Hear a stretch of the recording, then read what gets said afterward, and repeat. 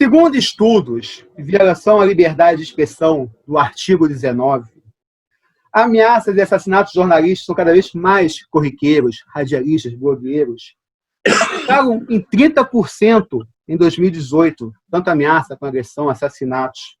Na primeira metade de 2019, o Brasil ocupava o quarto lugar como o lugar mais perigoso para jornalistas no mundo, incluindo democracias e ditaduras. Repórteres agredidos da Globo, de outros veículos, Folha, Estadão, tendo que cobrir logotipos para participar de alguns eventos, ameaças com faca dentro de emissora, jornalistas, neste domingo que está sendo gravado, sendo agredidos. É isso, gente. Jornalista, profissão de risco. Esse é o 5º episódio de Sobretudo e Mais Alguma Coisa. Vamos falar da imprensa. Sobretudo e mais alguma coisa. Seu bate-papo de mesa de bar na internet. Aqui se fala sobre tudo e mais alguma coisa.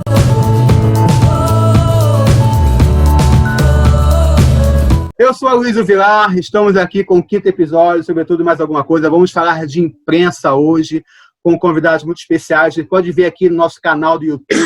Tem esse programa, tem programas anteriores que a gente falou já de carnaval, racismo, fascismo, violência contra minorias, cultura. Tem curtas de comédia também, até porque a vida também tem que ter sua leveza. E temos também nossas plataformas de áudio. Você pode ouvir esse programa no Anchor, no Spotify, em várias outras plataformas. A sua preferida de áudio é só chegar que você contará com o nosso programa lá. Os convidados habituais estão aqui. Marta Caminha, minha grande amiga, produtora cultural, jornalista. Deve estar andando bem protegido na rua, de jornalista. Não é só a máscara para proteger do coronavírus, mas tem que se disfarçar porque é jornalista, né?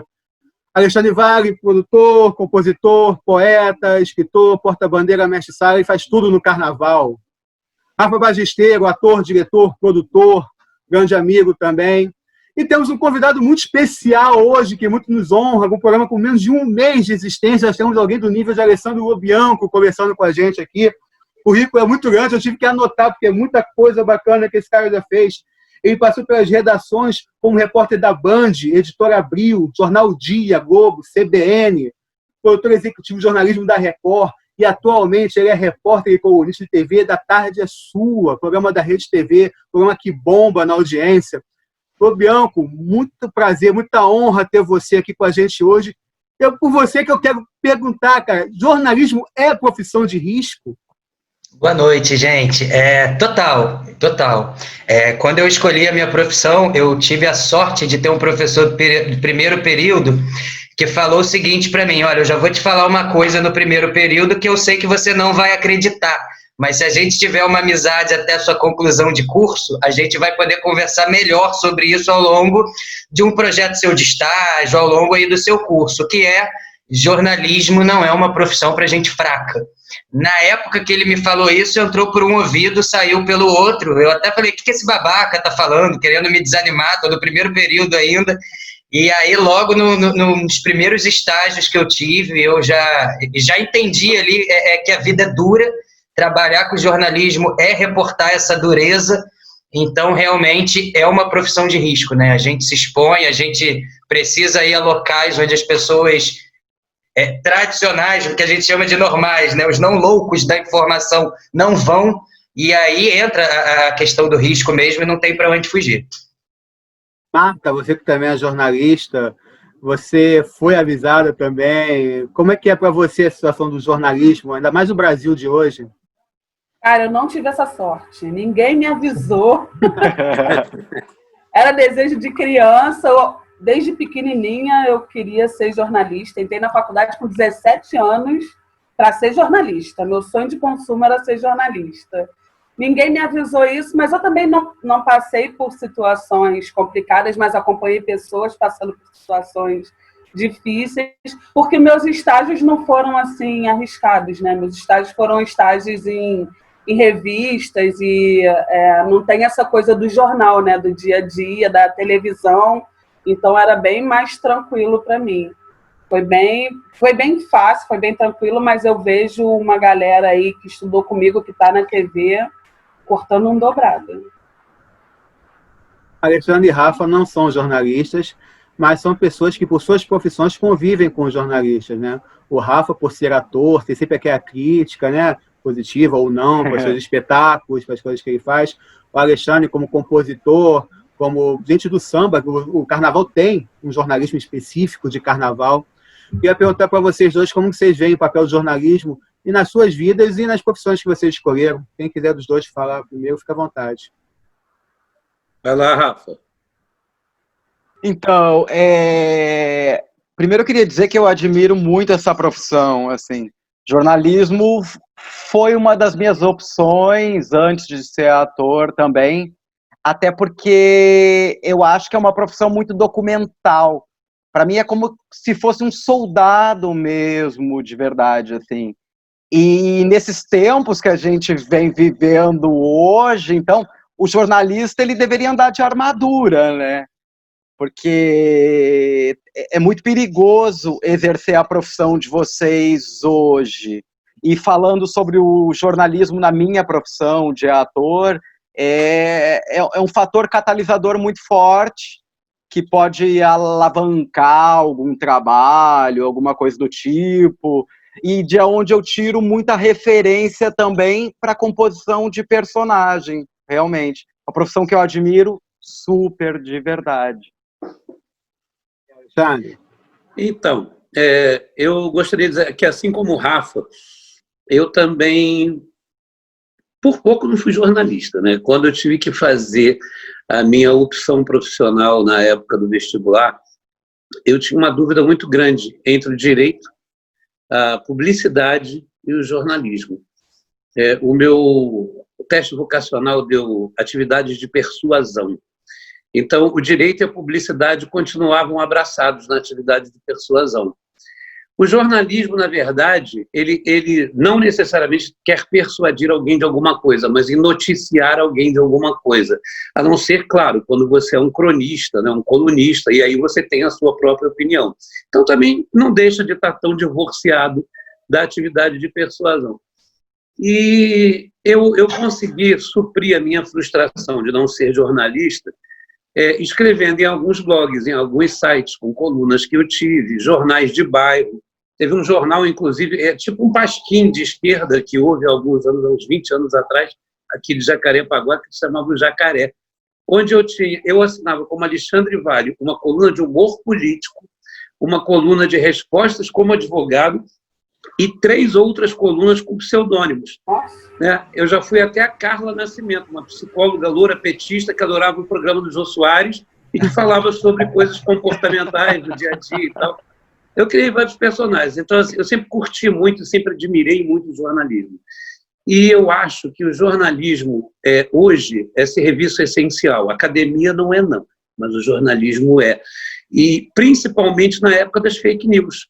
Né? Se o jornalismo já é importante, se a democracia não existe sem o jornalismo, né? Porque eu acho que além dos 3 poderes da teoria tripartite de Maquiavel, enfim, da teoria tripartite, eu acho que também existem mais 2 poderes, que é o Ministério Público, que é uma entidade autônoma, é uma entidade que não é do Poder Judiciário, embora muita gente pense que seja, mas não é, né? E a imprensa, para mim, também, é como se fosse um outro poder, porque ela é totalmente independente. E se não, ela é independente e deve sempre ser independente, porque não existe democracia sem jornalismo.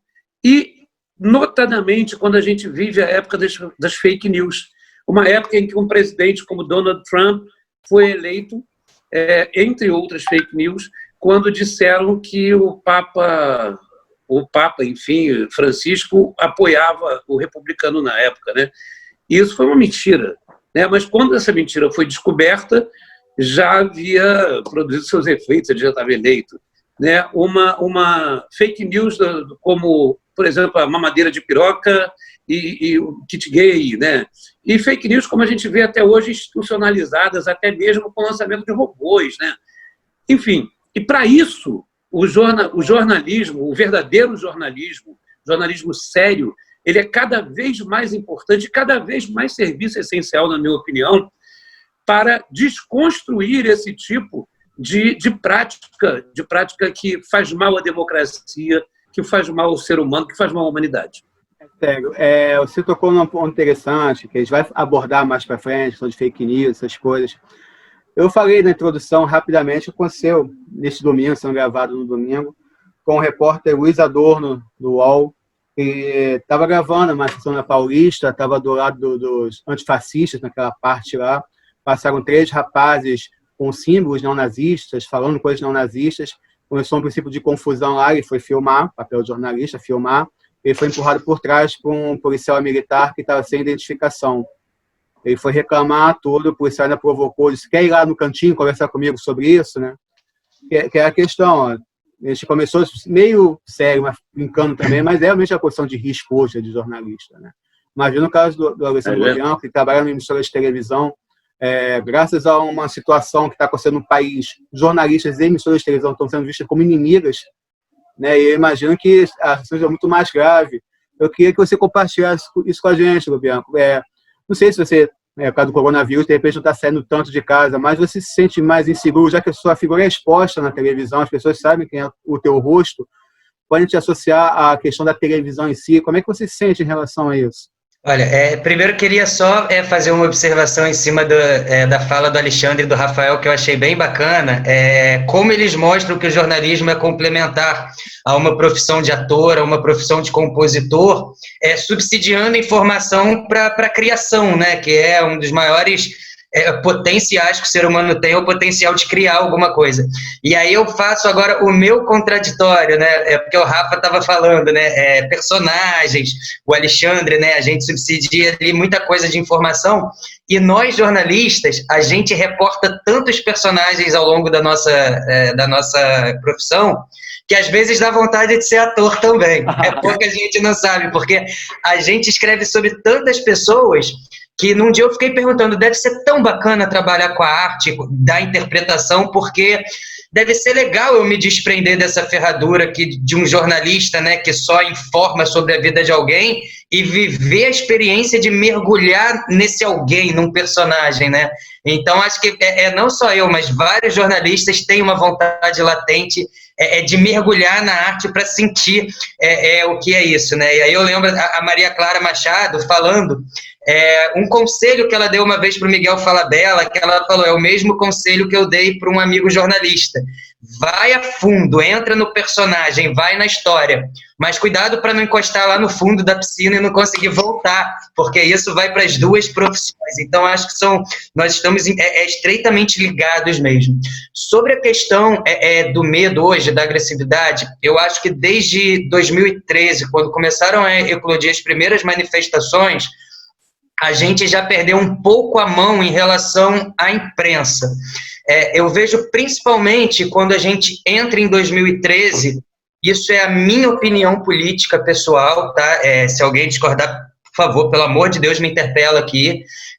Mas na minha opinião ali, a gente estava vivendo um movimento político, principalmente os jornalistas, que a gente estava tendo uma possibilidade muito grande de dar informação para as pessoas, porque ali a gente estava vivendo alguns mecanismos de transparências dentro do governo que não tinham, como abertura de contas, plataformas que a gente poderia acessar a vida financeira ali dos políticos, e a gente começou a informar mais as pessoas, principalmente de 2012 para frente. E eu estava fazendo essas coberturas com um amigo meu que é alemão, trabalha como correspondente aqui no Brasil da Bloomberg. Ele está aqui desde a época do Fernando Collor, do impeachment do Collor, e ali ele falou uma coisa muito importante para mim. Ele falou o seguinte: a população brasileira, para quem vê aqui de fora, é tão nítido que passou a receber um volume tão grande de informação que passou a entender mais sobre os seus próprios direitos. Mas ela acabou se voltando contra quem acabou dando esses direitos, subsidiando mais conhecimento para ela, e passou a ficar agressiva contra essas pessoas que estão provendo mais informação para elas mesmas. Um fator natural de reivindicação que talvez entre ali, esbarre um pouco na falta de conhecimento de onde essas possibilidades de informação estão vindo. E ali, aquele momento em que a população, por adquirir mais conhecimento, cria uma revolta maior com o que é certo e é errado e passa a entender que é o governo que tem que cobrar, parece que ela transfere a partir dali essa raiva também para a imprensa, e a imprensa ela começa a ser equiparada com os atos falhos de governos. E aí eu lembro uma manifestação que eu fui cobrir entre professores da UERJ, Nessa época eu trabalhava pelo jornal o Globo. Quando eu cheguei lá, a primeira coisa que um professor fez foi me abordar, falando: você vai embora, que senão a gente vai te bater. E aí eu perguntei para ele: mas por que vocês querem me agredir? Ele falou: porque olha o seu crachá, olha para quem você trabalha. E aí eu fiz uma pergunta para ele. Eu fiquei bem preocupado ali, que muitas pessoas começaram a se fechar ali em torno de mim. Mas eu perguntei para ele o seguinte: você é professor da onde? Ele falou: olha, eu sou professor do Estado. Eu falei: você está aqui fazendo uma manifestação contra quem? E ele falou: estou aqui fazendo uma manifestação contra o Estado. Eu falei: então você está aqui, você, de uma certa maneira, você representa o Pezão, né? Eu represento o Roberto Marinho, que estou com o crachá do Globo, e você está aqui representando o Pezão. Só que para você é mais fácil, você é concursado, você pode se rebelar contra o seu patrão, né? Eu não posso, o máximo que eu posso fazer é tacar pedra do lado de dentro. E talvez você não esteja entendendo isso. Na época da ditadura, a gente passava notícias dentro de uma receita de bolo, dentro de um horóscopo. Hoje está mais fácil, eu estou burlando todo dia essa edição aqui do Globo, estou escrevendo na vertical mensagens que vocês não estão percebendo. Então, tem uma galera da imprensa batendo o organismo ali de dentro que está sendo vítima também dessa intolerância. Eu acho que o que a gente teve de bom nisso, e aí você disse que vai entrar mais para frente nessa questão do fake news, mas eu já vou deixar uma deixa aqui, é que essa agressividade toda, ela impôs também uma nova estratégia de oposição, que é as mentiras, né? É a agressividade em prol de uma falácia que não existe. E eu vejo que isso hoje possibilitou também um tipo de jornalismo que a gente não tinha antigamente, que é o preto no branco, a checagem de fatos, o check fact. Hoje a gente vê que as redações elas não têm um corpo para deslocar, para checar essas informações, mas elas já estão direcionando um orçamento para pagar empresas de checagem de fatos, né? Principalmente nessa fase de tolerância, onde uma dúvida lançada ao ar vira uma verdade, e quando vira uma verdade, a imprensa ela vira alvo, totalmente mesmo. Eu acho que um dos principais motivos do jornalismo, e eu acho que aí é uma grande oportunidade que a gente está tendo agora, é que o jornalismo ela não é um instrumento de ataque, ela é uma ferramenta também de defesa. Então, essa é a melhor oportunidade para finalizar essa fala. Eu acho que é a melhor oportunidade que o jornalismo está tendo agora de mostrar que a função do jornalismo não é só informar, a função do jornalismo é defender também. Defender do fake news, por exemplo, né? Então, hoje eu vejo que é uma pena, porque a gente poderia passar um tempo grande atrás de informações e eu vejo metade do tempo hoje numa redação entrando de forma líquida pelo ralo, porque há um tempo agora tendo que ser direcionado a desmentir matérias em vez de procurar matérias interessantes, né? Mas eu acho que, basicamente, o que criou essa agressividade nas pessoas, e aí é uma contradição que eu tento entender todos os dias politicamente, é que nós nos tornamos mais agressivos com a imprensa a partir do momento que começamos a receber mais informações sobre os nossos próprios direitos. E aí eu não estou falando de Rede Globo, né? Claro, estou falando, assim, de uma imprensa em geral, porque hoje em dia a gente pode sentar no computador e consumir ou procurar de forma certeira a informação que a gente quiser, tanto para conhecer coisas novas, quanto para checar o que está sendo dito. A questão que Luiz, inclusive o ministro Alexandre de Moraes, né, que é quem está relatando essa coisa da fake news dentro do Supremo, ele usou recentemente uma frase muito interessante. Ele diz o seguinte: não se produz imprensa com jornalistas ameaçados, agredidos, sem segurança, assim como não se produz uma justiça imparcial com magistrados e membros do Ministério Público acuados. É perfeita, a análise dele foi perfeita. Já devíamos saber disso, né? Porque tudo está se repetindo, né? Na Inés, o que está acontecendo, ameaça à imprensa, ameaça à justiça, a impressão que dá é que a gente pegou o DeLorean do McFly e voltou aos anos 60, aos anos de chumbo. É né? verdade. Porque tudo mas isso agora já aconteceu, falou, a gente não aprendeu, né? Mas o presidente, assim que foi eleito, ele disse: eu trarei de volta ao Brasil dos anos 60, aquela maravilha. Ele conseguiu. A questão... Ale, deixa eu te fazer uma pergunta técnica. Somos jornalistas, eu e você. Você fez faculdade também, né? Eu também fiz, mas eu não completei. Só fazer, faltou eu falar a minha parte. Não, só uma curiosidade, assim, o que você pensa a respeito dessas produções de matéria, assim, tipo, hoje qualquer um é jornalista, você não tem mais uma obrigatoriedade de diploma. Você não acha também que a qualidade da informação, a qualidade da pesquisa, essas coisas podem muito ter caído em função agora dessa não exigência? Porque é muito mais fácil você pegar uma pessoa ali na esquina, olha só, vem aqui ser meu pauteiro, liga para um, liga para dois, liga para três e resolve isso aqui. E vamos seguir a vida, porque se eu tiver que contratar um jornalista, tem uma tabela do sindicato. Não sei, assim, tipo...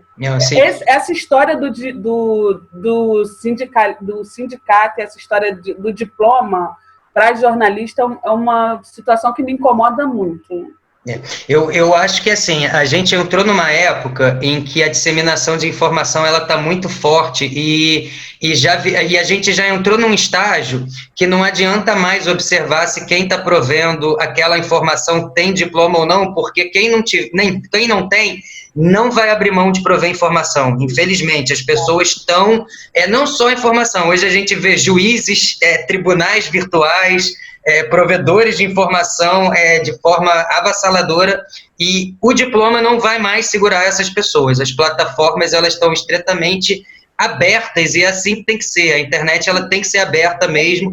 Então eu acho que hoje o grande papel nosso, dos jornalistas sérios, é estimular o público não a se voltar contra esses provedores de informação, mas estimular o senso crítico do público sobre o que ele vai entender que é informação de qualidade e o que ele vai entender que não é de qualidade.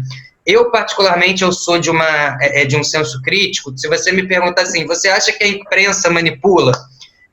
No primeiro momento vocês vão me achar maluco, que eu vou falar, eu acho que não. Eu acho que a imprensa direciona. Eu acho que o problema não está na imprensa direcionar as pessoas com o que ela acha, porque a gente sabe que a imprensa ela não nunca foi e nunca vai ser imparcial, né? O simples fato da gente escolher uma matéria e não escolher outra já joga abaixo qualquer parcialidade.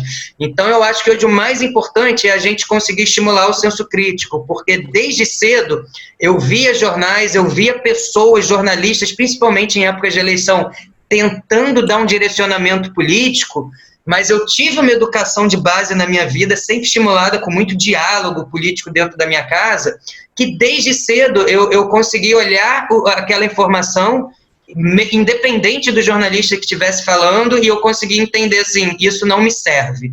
Entendi o que ele quer me direcionar, mas para mim não é o que eu acho.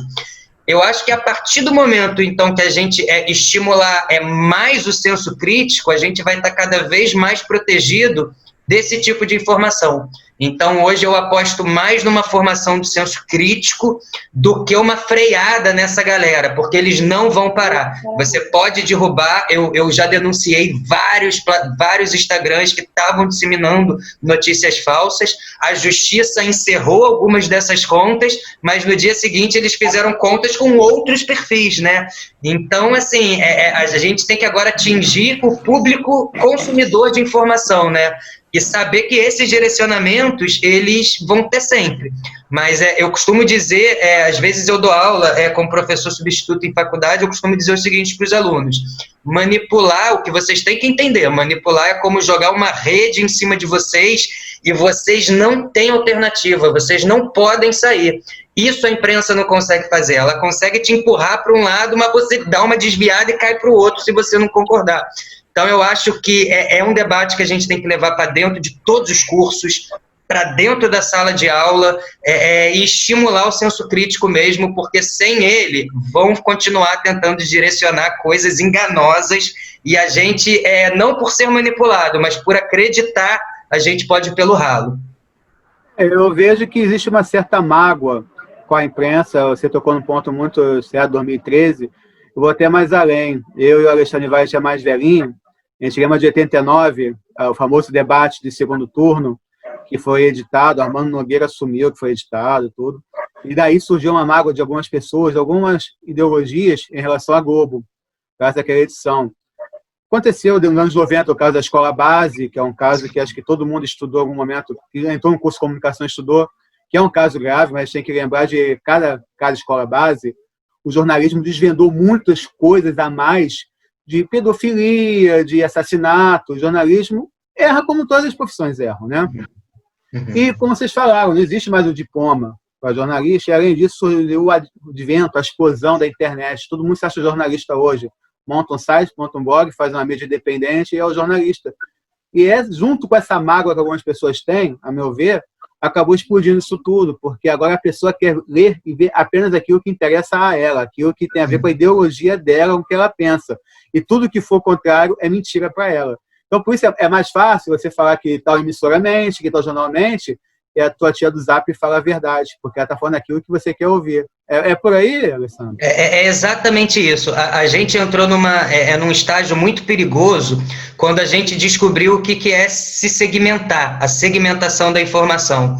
Lá fora, você se segmentar tem uma conotação diferente com o que a gente deu aqui no Brasil. Lá fora, você se segmentar, a segmentação, ela foi imposta mais no campo do entretenimento, não no campo da informação.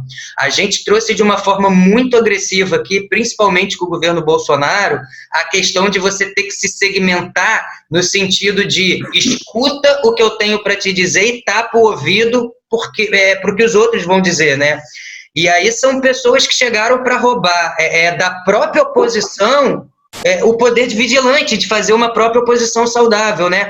Hoje a oposição ela não consegue nem mais ser escutada, né? Ela foi criminalizada. O discurso de oposição, que é tão importante em qualquer regimento, mesmo até naqueles que a gente acredita, porque a gente está sujeito a ser decepcionado o tempo todo também com os nossos conceitos e nossas opiniões, mas parece que hoje você dá ouvido a algo, isso eu vi bem num grupo de WhatsApp que eu faço parte, que é um grupo ali com as ideologias que eu sigo, que eu trouxe uma opinião diferente, falei, olha, eu sei que vocês não gostam desse cara, eu também não gosto, mas olha o que ele está dizendo aqui, vamos discordar, e eu fui rechaçado, assim, não coloca a figura desse cara aqui.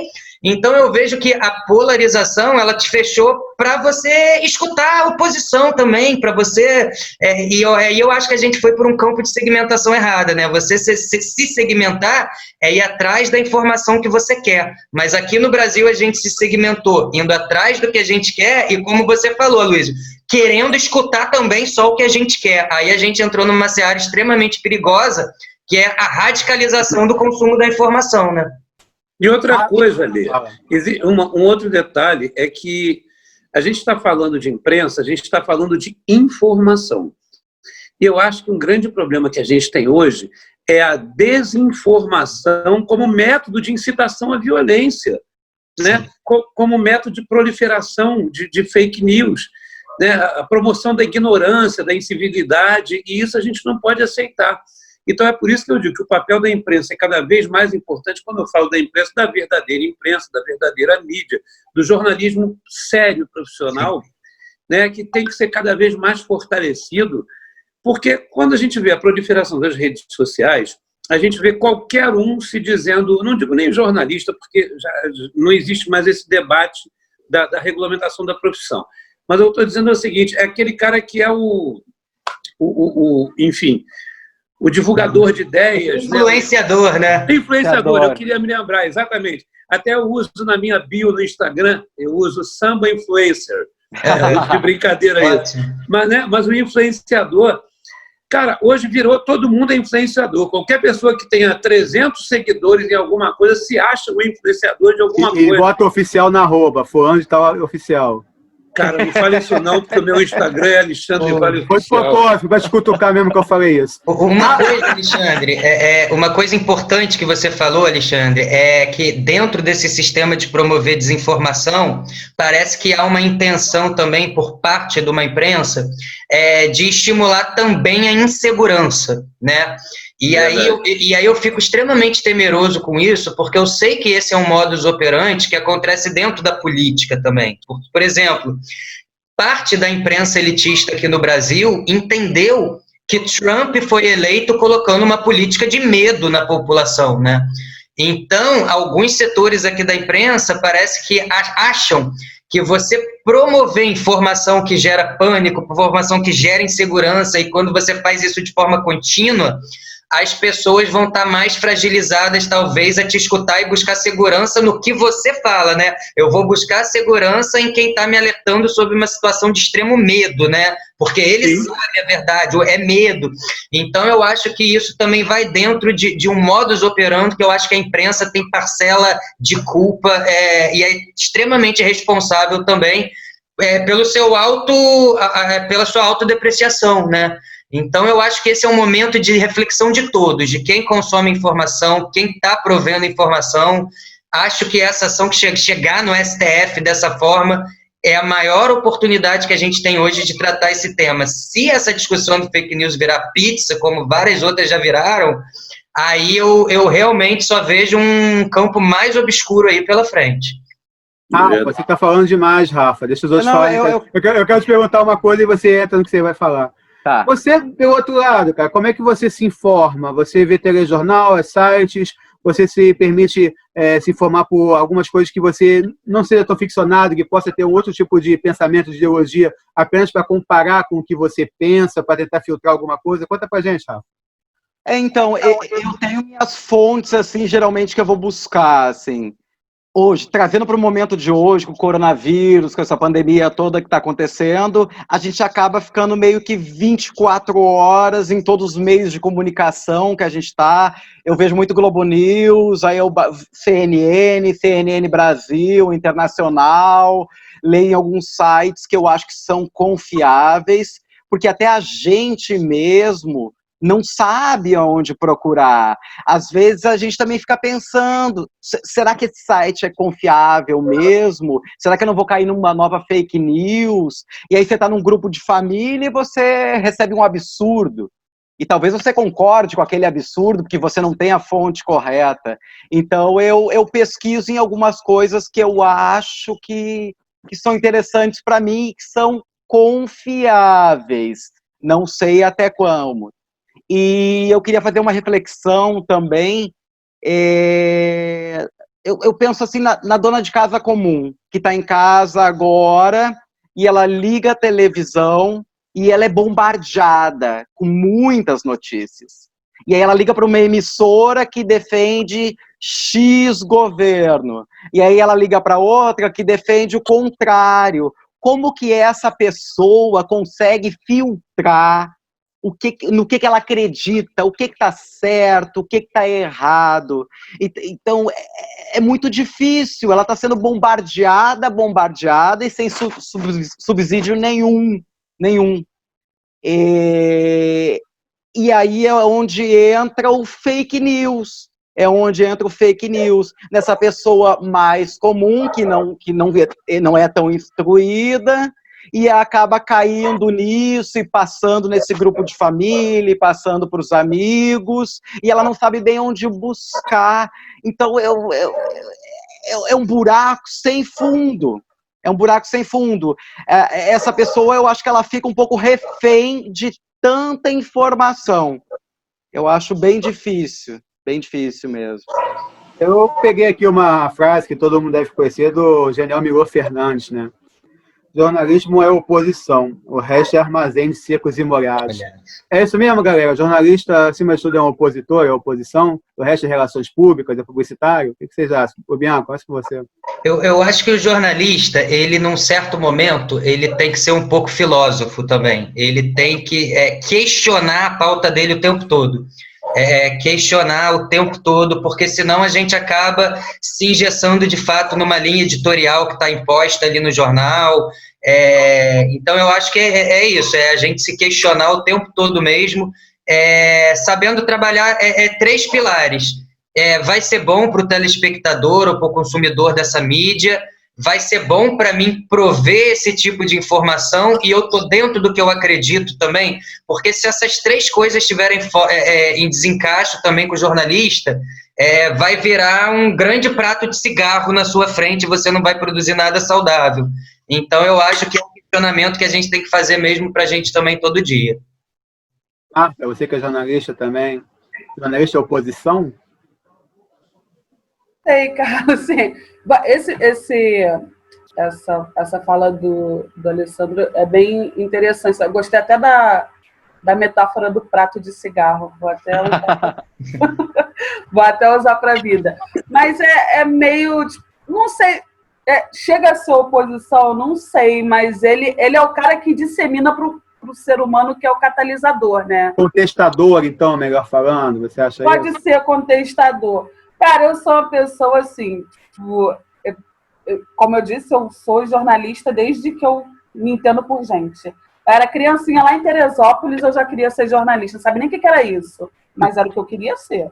Então, assim, ao longo do tempo, a gente vai vendo o papel do jornalismo antes de existir a profissão de jornalista. Eu sou uma pessoa que, para quem me conhece, sou apaixonada por João do Rio. Eu sou essa pessoa pessimamente apaixonada por João do Rio. Então, assim, você pega um cara lá em 1939 que escrevia maravilhosamente bem, né? Todas as crônicas do João do Rio, se você for pegar, são coisas que são atualíssimas, que você joga hoje na internet e as pessoas acham que o cara estava escrevendo para 2020. Verdade. Então, assim, ele não era jornalista, era um cronista, mas era um cara que ele jogava a informação e as pessoas funcionavam como catalisadoras dessa informação. Então, assim, é oposição, porque, de certa forma, é sempre aquilo que você... mesmo que você tenha uma linha editorial, você dá sempre um jeito de driblar para aquilo que o seu senso crítico diz que é o correto, né? Tem. E uma coisa importante, uma vez, quando eu estava cobrindo as eleições do Globo, do Eduardo Paes, a prefeitura, eu fiz uma entrevista com o Marcelo Freixo, aí depois eu fiz uma entrevista com o Eduardo Paes. E aí eu fiquei super confuso, porque algumas coisas que o Paes falou eu achei coerente, outras que o Freixo falou eu achei mais coerente ainda. E aí eu entrei numa confusão mental, falando assim, eu gostei da proposta dos dois, e tem coisa que eu não gosto também da proposta dos dois. O que eu vou fazer? Aí eu fui ao meu editor, falei, cara, o que eu faço? Eu faço uma matéria de situação, uma matéria de oposição, eu tô completamente perdido aqui. Ele falou o seguinte, você vai, nós jornalistas, e aí eu vou chegar agora no governo Bolsonaro, onde eu acho que é o grande erro. Nós, jornalistas, você tem que se colocar como um mensageiro. E tem o mensageiro das boas notícias e tem o mensageiro das más notícias. O que não pode acontecer, que é o que está acontecendo hoje, é que na Idade Medieval, quando o mensageiro das más notícias chegava e apresentava a má notícia, as pessoas consumiam a má notícia e mandavam ele para a forca em seguida, né? Ele trouxe notícias que nos desagradam, vá para a forca. E o governo Bolsonaro trouxe isso de volta, sabe? Nós continuamos sendo mensageiro das boas notícias, mas quando aparece um mensageiro da má notícia, ele vai para o Twitter, dá nome do jornalista, bota o nome do jornalista no Twitter, é como se ele jogasse para forca mesmo.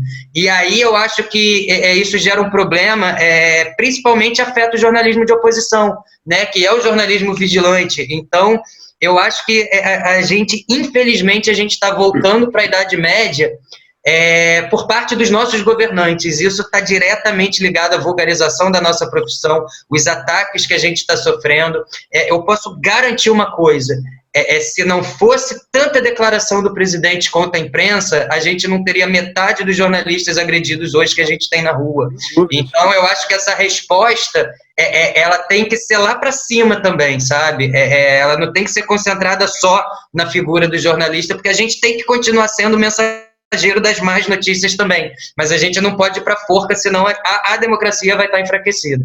E que um outro professor falava, para aqueles que não sabem trabalhar de forma justa dentro do jornalismo, ruim com ele, pior sem, porque pelo menos a gente sabe o que o nosso inimigo está pensando.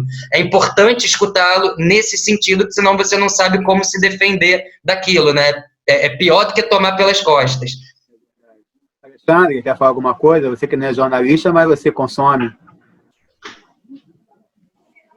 Está me ouvindo, Alexandre? Vale. Eu? Alexandre Vale, prazer, Luiz Vilar. Tudo bem, Alexandre Vale?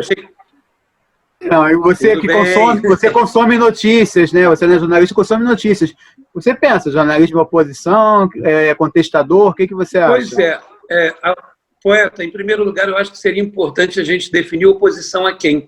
Oposição ao establishment, oposição ao que você pensa, oposição a determinado segmento da sociedade, determinadas pessoas que pensam de forma extrema para um lado ou para o outro. Então, feita essa definição, fica melhor a gente até discorrer sobre o tema, né?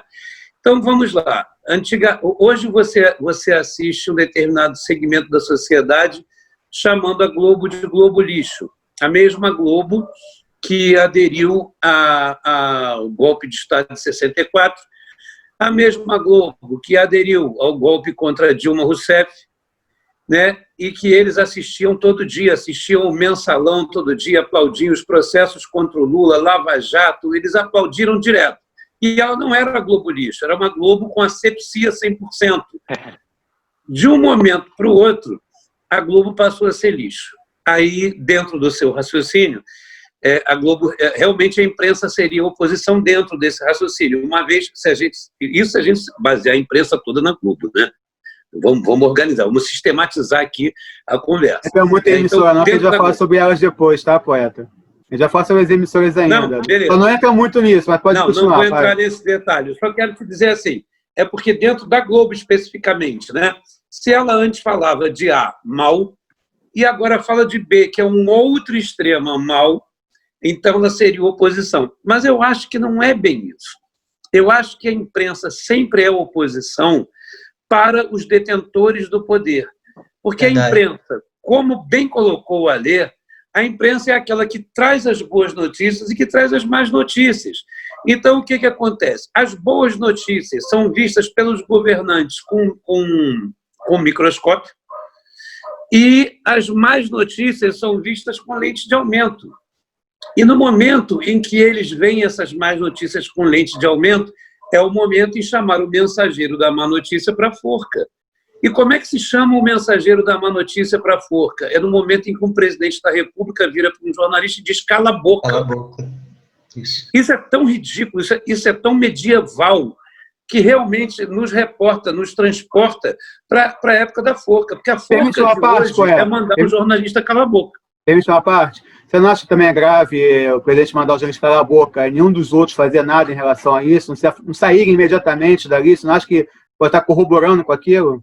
Aloysio, eu concordo plenamente com você, é uma coisa que eu sempre me questionei. Eu acho assim, deve existir um espírito corporativista, mas o corporativismo do bem. Naquele momento que aquilo acontece, pouco importa, mas o grande problema é o seguinte, é que determinados jornalistas que pertencem a veículos comprometidos com o establishment, se eles fizerem isso, eles no mesmo dia estão demitidos.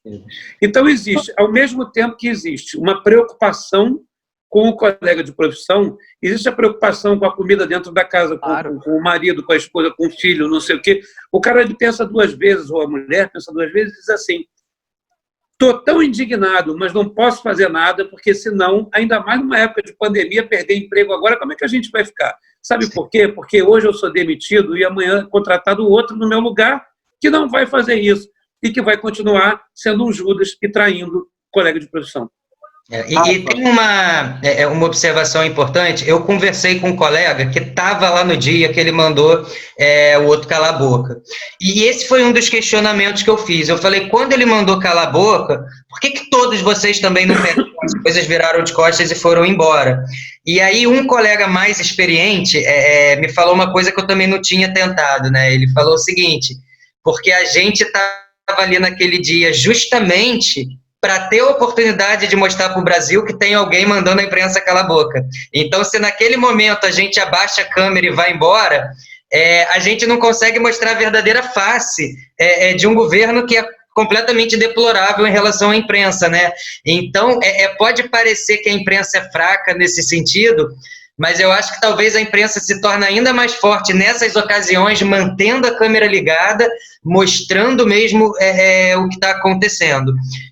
Uma coisa importante para concluir, que eu acho, é que realmente a questão da gente ser o mensageiro da má notícia, isso tem que estar bem clara na nossa cabeça, que é a maior dificuldade do jornalismo e a parte mais nobre, né, do jornalismo. Então, eu acho que assim, a gente está vendo realmente a imprensa ser deplorada, a imprensa ser completamente estuprada em qualquer sentido da palavra, mas eu acho que se a gente se voltar para o corporativismo agora e abaixar a câmera, é uma vitória para o lado de lá, né? Eu acho. É questão de sangue frio, né? Tem que ter sangue frio também para poder mostrar o que está acontecendo. Tem Né? que sobrar alguém para contar a história, né? Porque senão Tem sempre razão. o lado de quem vence, né? E só para Quem conta a história é o vencedor, sempre é o vencedor, então... E só para completar uma coisa que o Alexandre disse também, é muito importante isso que ele falou, a gente definir o que é fazer oposição, porque hoje eu vejo um discurso radical que parece que fazer oposição é ser contra o país. Se você fizer oposição, você é contra o Brasil. Não, não é. A oposição teve no governo Lula, a oposição teve no governo Fernando Henrique, a oposição teve em todos os governos. Eu como jornalista sinto que é a primeira vez que a gente está vivendo um momento dentro do jornalismo que fazer oposição é ser contra o país. E fico triste de ver que tem gente acreditando nisso. Rafa, quer acrescentar alguma coisa? Eu acho que o jornalista, assim, posso até estar enganado, mas o jornalista, para mim, sempre vai fazer oposição. Porque eu acho que ele tem que esfregar a verdade na cara da sociedade, por mais que doa. Dói, é difícil, mas a gente precisa saber. E eu acho que o jornalista tem esse papel, ele é quase um documentarista. E sim, eu acho que naquela situação do presidente ter mandado o outro jornalista calar a boca, eu acho que alguém tem que filmar, alguém tem que documentar. Isso também é uma forma de protesto.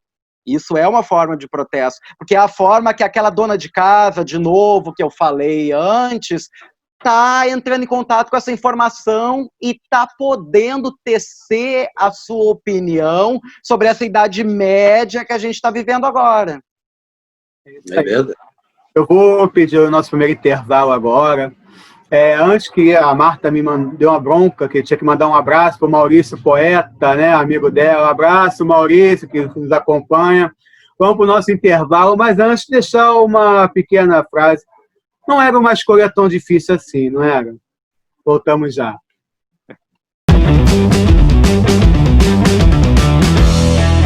O bando do mais velho continua trabalhando em casa e agora querem fazer negócios na Bahia.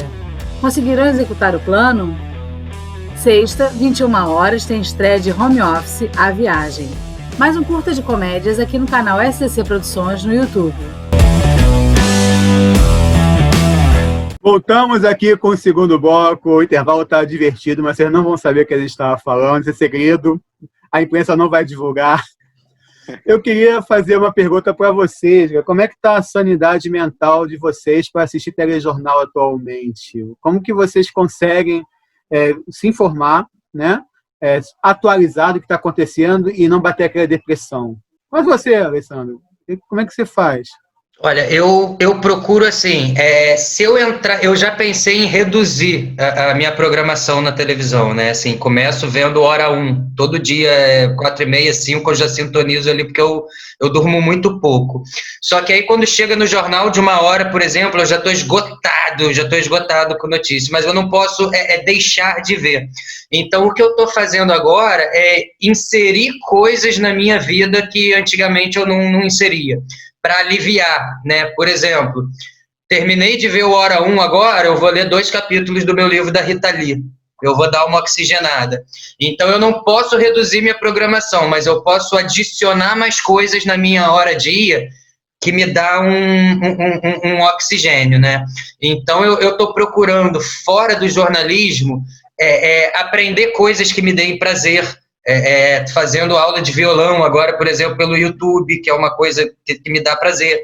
Estou procurando ler coisas, estudar coisas que me dão prazer, porque não tenho como fugir da notícia. Então, estou procurando colocar no meu dia a dia coisas que me deixam mais leves, que antes da pandemia não fazia.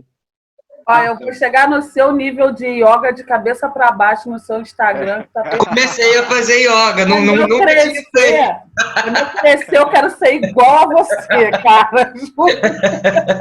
Se a parede não estiver atrás de mim, aquilo não acontece. Começa com a parede. O Chico Xavier e outros diziam que nós iríamos entrar mais ou menos nessa época, na chamada Era de Aquários. Na Era de Aquários, quando então a humanidade começaria a se voltar mais para as artes e para a cultura. Então, se você está lendo capítulos do livro da Rita Lee, que é uma das minhas grandes referências, e começando a aprender violão, você é um ícone da nova Era de Aquários. Que bom E olha que coincidência, Luiz. Eu estou lendo 3 livros, eu estou lendo 8 livros ao mesmo tempo, agora eu dei a parada e estou focado em 3 mesmo, que é o livro da Rita Lee, o Evangelho segundo o Espiritismo, de Kardec, e o Inteligência Emocional, do Daniel Goldman. Então, eu estou conseguindo juntar o estudo da mente, resgatando um lado religioso meu, mantendo meus ídolos do rock. Então, eu estou conseguindo me aliviar no meio dessa pandemia, assim. Exceção da Rita Lee, os outros 2 eu já li também. Mas eu estou focada no TCC, então meu negócio... melhor. É assim, Marta? É o TCC que está te tirando um pouco do noticiário? Não, sempre noticiário? O que é isso? Eu nem ligo a televisão. Eu não surto, eu já falei, cara, eu não vou surtar por conta disso. Eu não ligo a televisão. Eu abro aqui, me ligo o meu computador, pego meu telefone celular, vejo na internet e filtro a notícia que eu quero saber. Entendeu? Porque o Bolsonaro, para mim, ele já não é mais notícia. Todo dia, na capa do jornal, ele não serve mais para notícia, que ele já está velho, entendeu? Então, assim, eu vejo uma outra besteira que se fala, vejo um outro acontecimento da área de política, e o resto é voltado para a cultura, que é a minha área, e senão não consigo, cara. Não, eu tô fugindo sempre, nem novela eu tô assistindo, sabe? Aquilo do programa passado que você falou, a Griselda vai acontecer. Precisa ver não que... Prefiro não comentar sobre essa novela, né? Vamos... É que ninguém nos ouça aqui, a tragédia continua depois que acaba o jornal, né, Rafa? Exatamente, é difícil, né? Porque foi... Posso pegar esse gancho? Será que não vai! Agora pode, né? Não, porque quando passou essa novela era maravilhoso, todo mundo adorava. E hoje a gente vê o quão é difícil olhar para aqueles personagens. O mundo mudou muito nos últimos anos. Entendeu? O mundo mudou muito também nos últimos anos. Mudou muito. Você fica incomodado de ver certas cenas. E eu adoro o autor. Mas eu entendo que era de outra época também. Mas voltando aqui para a coisa das notícias, quando começou essa loucura toda, eu ficava nas notícias assim 24 horas. Assim. Eu já acordava vendo e ficava no looping, vendo e trocando de canal nas 2 televisões, muito maluco com tudo que estava acontecendo. Aí eu vi que eu estava começando a surtar. Aí eu comecei a ver filme. Aí eu via 3, 4, 5 filmes por dia. Aí começou a me irritar também. Aí eu comecei a ver a série. E aí, de repente, quando morre um personagem seu na série, você tá tão mexido emocionalmente que você pode cair numa profunda depressão, entendeu? Outro dia eu tava revendo Bonequinha de Luxo. Vai ver Tomcast, então, é melhor. Cartoon. Não, de luxo é tudo, hein? Adoro. Eu tava revendo outro dia. Aí começou o filme, eu já vi mais de 10 vezes. Aquela musiquinha. E ela para com um bagel na frente da Tiffany's e olha aquilo. Eu comecei a chorar copiosamente. Eu pensei que eu ia ter um ataque do coração. Rafa, Oi. Deixa eu te fazer uma pergunta. Eu vejo alguns amigos que são artistas que eles entraram numa depressão pesada mesmo agora dessa pandemia. E eu fui conversar com alguns para entender por quê. Eu vejo assim 2 tipos de artista hoje no meio dessa pandemia. Aquele artista que se viu enclausurado em casa, mas é um cara que tem uma super facilidade em lidar com as redes sociais e aí começou a ir para o YouTube, começou a animar as pessoas no Instagram. Mas eu também tenho amigos artistas que falaram assim, eu tô muito mal, porque eu não sou esse cara da tecnologia, eu não sou esse cara do YouTube, eu sou o cara do palco, eu sou o cara do público. Como tá você? Você como artista, você é esse cara que conseguiu uma válvula de escape? Por exemplo, se essa vacina só chegar daqui a 2 anos, vai ter uma hora que a ficha vai cair, né? Minha atuação vai ter que ser diferente até isso. Você já parou para pensar seríssimo nessa questão desse teu lado artístico, como se reinventar e o que fazer esses atores que estão me reportando essa depressão e falando, eu não sou essa pessoa da tecnologia, não sei como lidar com isso, porque até então a minha arte era a minha válvula de escape, agora parece que eu não tenho mais ela porque eu estou entre 4 paredes. O que você pode me falar disso? Até para depois falar para eles. Excelente pergunta, mas assustadora ao mesmo tempo, assim. Eu sempre fui um cara muito do corpo a corpo. Eu sempre gostei de ver a respiração da plateia, de estar junto, de sentir as reações todas. Eu gosto disso, daquele movimento do teatro, das pessoas te vendo, de você sentir a reação imediata. Na televisão também, mas menos. Você sente mais da equipe técnica, você sabe quando funcionou, quando não funcionou. Mas essa falta do corpo a corpo eu sinto muito. E eu, por muito tempo, fiquei negando as redes sociais, o Instagram, essas coisas todas. Mas aí eu comecei a produzir uns stories. E aí eu vi que, nesse momento, eu tinha que fazer alguma coisa.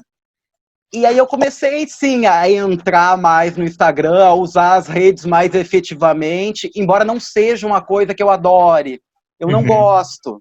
Mas é uma coisa que mantém a minha sanidade mental. Eu já me vi fazendo bolo, eu pensei, posso ser um apresentador de programa culinário, agora, de repente, em casa, nessa pandemia. Aí eu pensei, vou ler poesias para as pessoas. Aí comecei por um tempo lendo poesias, aí peguei umas cenas, e agora estou tentando me adequar mesmo a esse novo movimento, porque eu sou o cara do corpo a corpo, e eu não quero surtar. Eu não quero surtar. Aí eu vi, outro dia saiu uma matéria que em Portugal já começaram a gravar as novelas na TVI. E a protagonista de uma novela tinha uma cena no roteiro que ela tinha que beijar o ator. E como que foi feita essa cena? Ela beijou uma bola de tênis. Uma bola de tênis e depois o ator veio, beijou a mesma bola de tênis e na finalização juntou as duas coisas.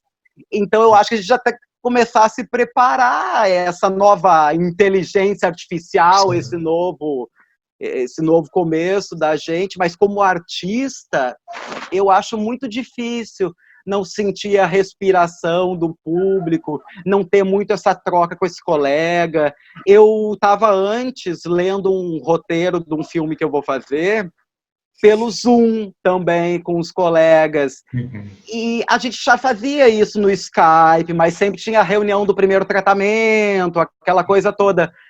E eu tive uma dificuldade tamanha de estar lendo aquele roteiro no Zoom, que você se escuta no retorno, é uma coisa estranhíssima. Você acaba vendo que a sua intenção não é tão boa. Então, eu como artista, estou tentando me reinventar na medida do possível. Às vezes eu surto bem, assim. Quando eu estou caindo no buraco, eu falo, Rafa, volta. Volta, porque eu acho que em algum momento a gente vai conseguir de novo fazer. E essa novela de Portugal, com a bola de tênis, eu fiquei muito feliz. Eu pensei, gente, que legal. Então pode ser que tenha um novo caminho aí. Vamos acreditar, né? Legal. Acho que isso é muito engraçado, assim, que tipo, o Rafa é ator. Eu sou jornalista, mas eu trabalho mais como produtora cultural, que eu também sou produtora cultural, do que como jornalista. Então, cara, você não tem noção da quantidade de gente que fala, poxa, Martinha, vamos gravar uma live, vamos fazer não sei o quê. Eu levei um tempo, assim, é porque eu gosto muito do Aloysio. Eu sou Tá apaixonada. falando mal de mim no intervalo, agora diz que gosta de mim, tá vendo? Porque, cara, foi a primeira pessoa que eu aceitei, que eu falei, tá, tudo bem, vamos gravar um programa, beleza. Mas vou te ser sincera, eu não tenho unha, mas, tipo, pra eu sentar aqui na frente, eu já ruí todas, dá um nervoso, fico tensa com tudo, e aí eu falo assim, Luísa, tá, vamos gravar o programa, viu? Não vai demorar, né? Vamos gravar o programa. Mas, cara, eu tenho uma tensão, assim, tipo, no sábado eu já fico nervosa, mas não tem jeito, a gente tem que se adaptar a isso, né? É a solução que a gente tem a curto prazo, é se adaptar às redes sociais, é se adaptar à internet, e aí é dar a cara mesmo, não tem jeito, né, cara? O Alessandro falou, a gente não sabe quanto tempo que vai durar isso. A gente não sabe quanto tempo que vai durar. Ele mesmo falou 2 anos, talvez, não sei, 1 ano, 6 meses, não sabe. Ou ele vai ter que se reinventar, não tem jeito. É igual o povo antigo, das cavernas.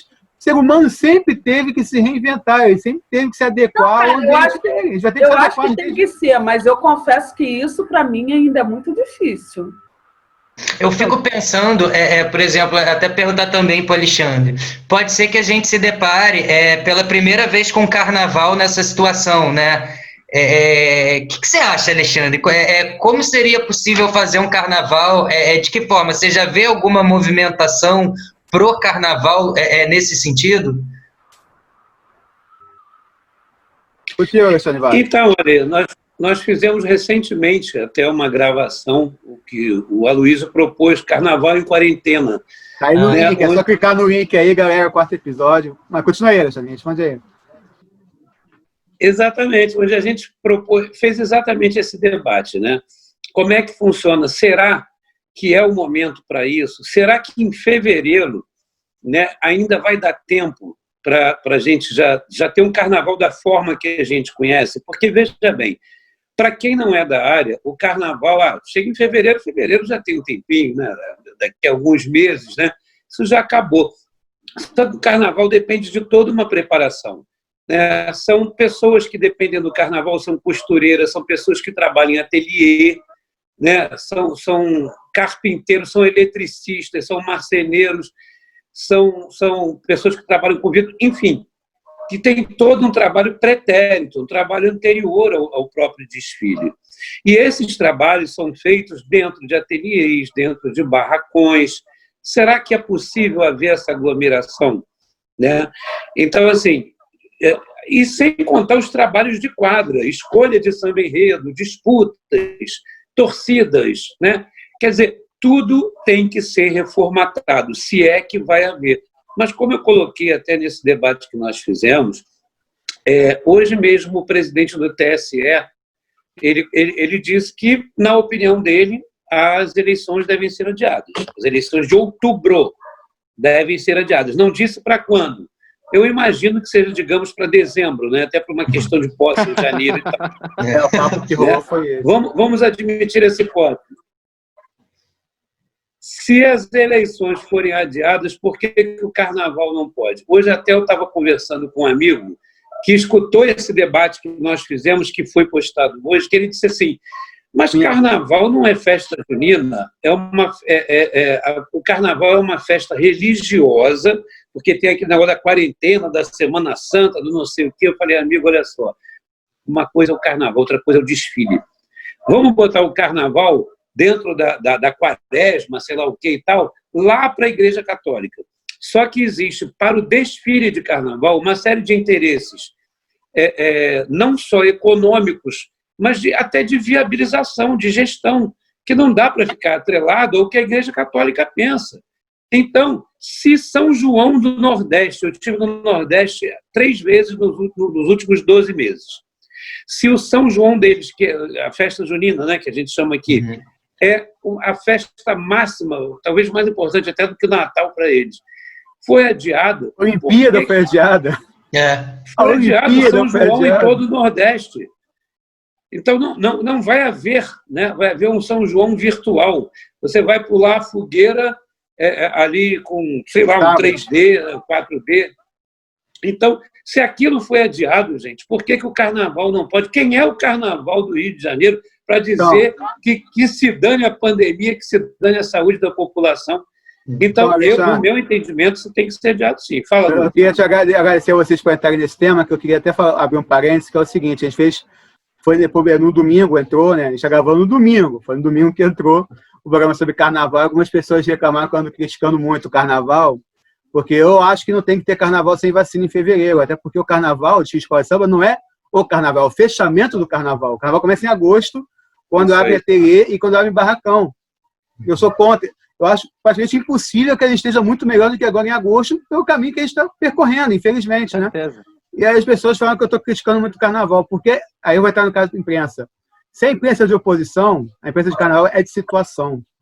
Porque precisa de credenciais, precisa das fontes do carnaval, então acontece muito pouco, salvo honrosas exceções, de críticas dentro do nicho de carnaval, depois desse carnaval ao carnaval.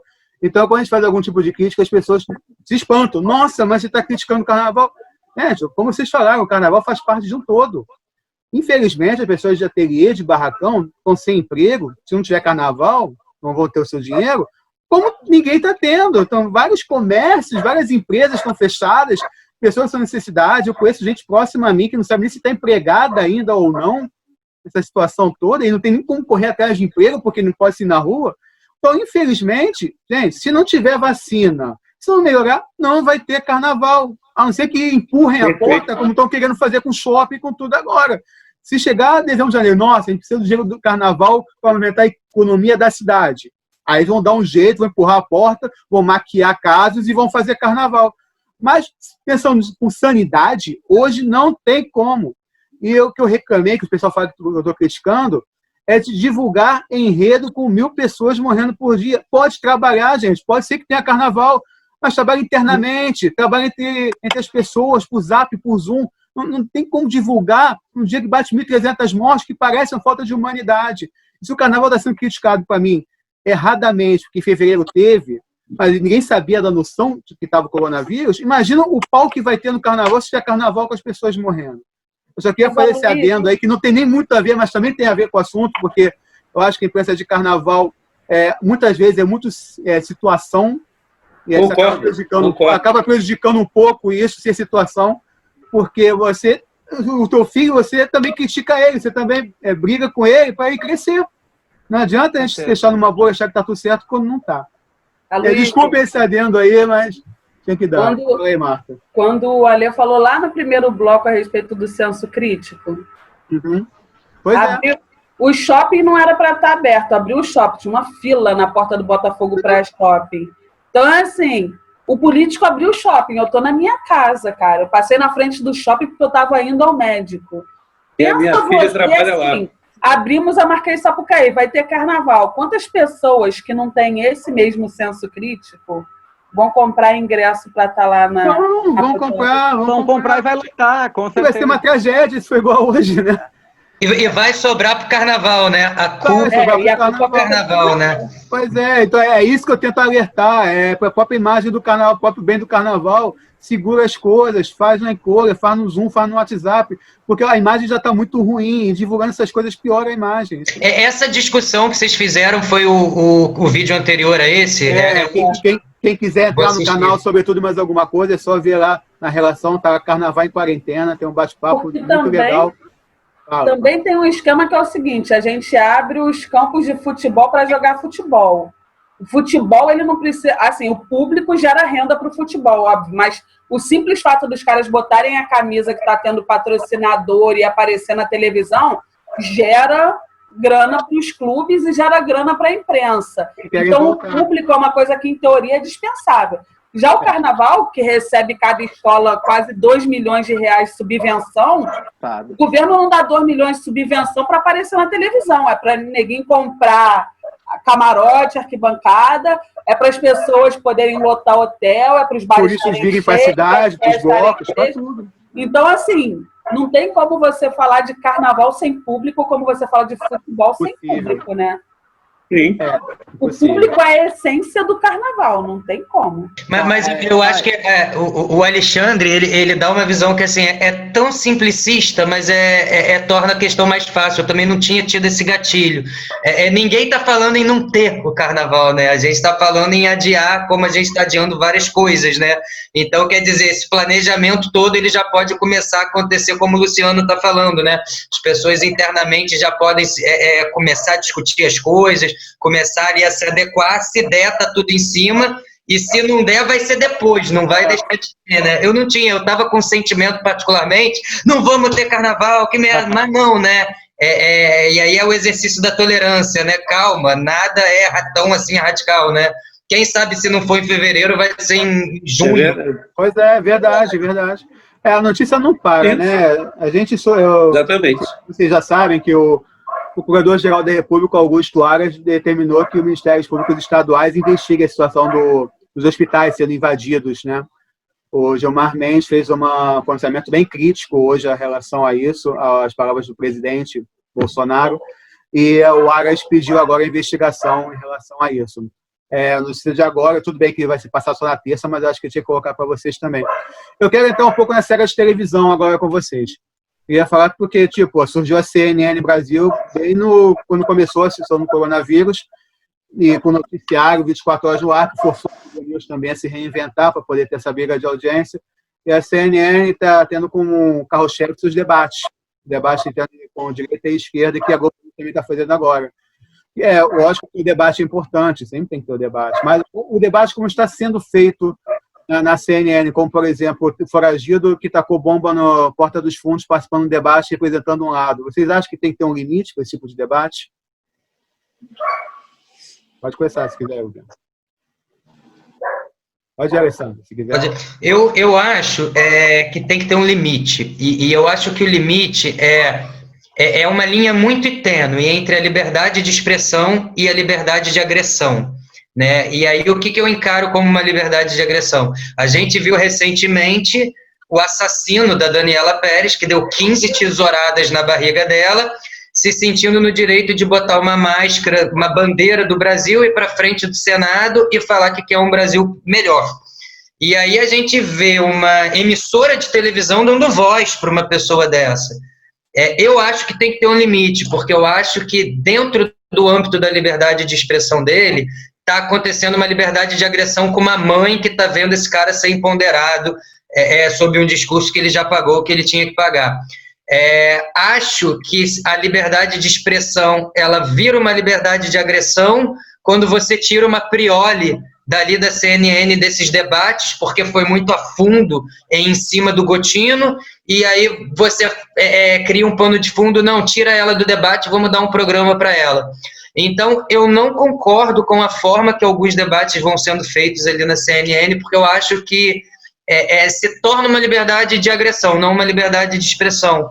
Eu acho, por exemplo, o que eu vi a Regina Duarte fazer com o debate ali, por exemplo, eu vi os mesmos personagens que se sentiram agredidos promovendo isso com a Gabriela Prioli. Então, eu acho que tem que ter um limite. Eu acho que o limite é o senso crítico. E eu acho que a melhor coisa nessa hora, olha, tem um entrevistado assim, vale a pena ou não vale entrevistar? É o bom senso. O bom senso, ele não envelhece, ele não está sujeito ao tempo, e eu acho que ali está faltando um pouquinho de bom senso, justamente em distinguir isso, o que é liberdade de expressão e o que pode, numa linha muito tênue, virar liberdade de agressão. Mas eu acho que eles começaram agora, eu acho que isso é novo, eles estão vendo como isso está funcionando, e eu acredito que eles vão mais para frente, fora desse contexto político, talvez, chegar ali num meio termo, numa fórmula que possa ser perfeita ali para a emissora.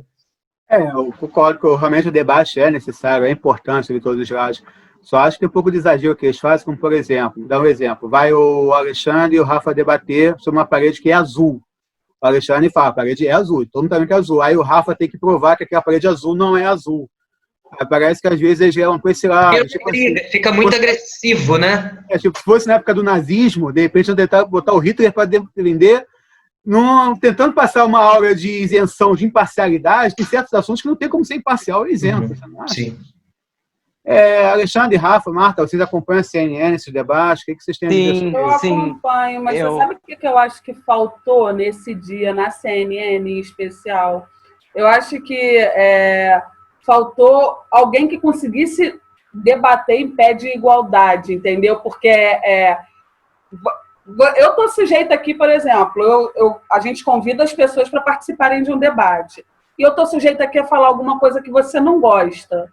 Cabe a mim ou às pessoas que compõem essa equipe terem pelo menos uma noção de que, olha, eu vi o Facebook desse cara inteiro, eu vi o Instagram, eu acompanho o trabalho dele. Pode ser que ele fale alguma coisa desse nível. Tem alguém que vai chegar junto? Tem alguém que vai...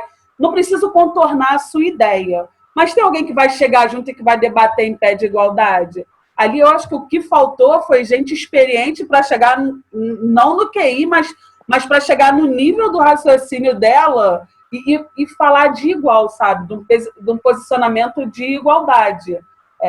Eu posso ser Bolsonaro e você pode ser PT, eu posso ser Ciro Gomes e você pode ser Bolsonaro, mas assim, se você me der bons argumentos para eu ser pró o seu pensamento, beleza, cara, eu mudo de ideia porque ideias foram feitas para ser mudada, né? Então, se eu tenho disposição para ouvir o que você está falando e, de repente, em algum momento, você me faz acreditar no seu ponto de vista, vamos embora. Mas se eu estou debatendo contigo sem querer entender o que você está falando e sem chegar nos seus argumentos, aí você cria uma situação como aquela que se criou com a Gabriela. Ou então você quer massacrar a Regina Duarte, você chama ela para um programa na Globo, para a Globo mostrar que ela saiu daqui agora, coitada, não tem mais o que fazer, e faz o que fizeram, né? Mas peraí, Regina, fala aqui, pô, se você já sabe o que a mulher vai fazer, se você já sabe o que a mulher vai falar, e se você já sabe que ela não vai bater boca com alguém, então, pô, a gente escuta o que ela vai falar e fala, pô, olha, beleza, a gente queria saber o seu ponto de vista. Ou então a gente tem que ter a capacidade, né, de mediar as coisas para não ficar feio pro lado de ninguém. E aí, Marta, eu acho que você tocou no X da questão, que eu como jornalista, eu demorei muito a entender isso, observando muito Roda Viva, por exemplo. Existe uma grande diferença entre o bom jornalista que sabe se posicionar e o bom jornalista que sabe intermediar um debate, que é justamente o que você está falando. O cara que tem que intermediar é um cara que vai conseguir nivelar no mesmo par de igualdade, duas informações para você formar seu ponto crítico. Ele não é um cara que, por mais que tenha um posicionamento político, ele não consegue se envolver num senso de que aquele está sendo mais justo do que aquele, vamos escutar mais quem eu acho que está sendo mais justo. Eu acho que a CNN, ela com o tempo, ela vai entender que talvez para a promoção desses debates, ela tem que ter alguém ali, de fato, que seja mais mediador do que jornalista, né? Que isso é uma coisa que a Globo News já faz bem há muito tempo, né? Eles, quando o bicho pega assim, eles conseguem pegar uma Renata Lopretti que consegue botar em par de igualdade a direita com a esquerda, dando o mesmo espaço de voz para os dois lados, né? E a gente ainda fica na dúvida. O que a Renata está pensando, né? Porra, ela não se posiciona, tá dando 30 segundos para um, 30 segundos para o outro, né, tá lambendo a bunda dos dois, e a gente fica pedindo um posicionamento. E eu acho que a CNN ainda vai entender que ali requer mais um mediador do que um jornalista entre dois pontos diferentes. Você falou que assiste a CNN, né? Assisto bastante, falando como espectador, às vezes eu fico vendo aquele debate, fazendo uma analogia ao Coliseu. Me parece que tem um gladiador e um leão, briguem. É isso. E você fica naquele meio daquelas duas feras e você não sabe muito bem para onde você vai. E eu acho que realmente as duas pessoas que estão debatendo de viseira. Os dois estão de viseira. E o mediador não consegue fazer nada. E como eles estão começando agora, eu acho que falta um tato que eles ainda vão adquirir com o tempo, porque os profissionais que estão lá são bons. Sim. São bons, a gente sabe que são bons, a gente não vai botar aqui em voga o profissionalismo de ninguém, porque se tem. Só que eu acho que falta esse tato mesmo, para sair dessa arena do Coliseu e conseguir ter uma conversa em pé de igualdade e com certa educação e humanidade, por que não? Porque não adianta eu vou lá massacrar a Regina Duarte e depois eu dou voz ao presidente. Eu vou estar agindo da mesma forma que a outra fera faz. Então eu não tenho um debate, eu tenho um contra o outro. Tem um confronto mesmo. Confronto. Você não tem um debate, você tem um embate, é diferente. Exato.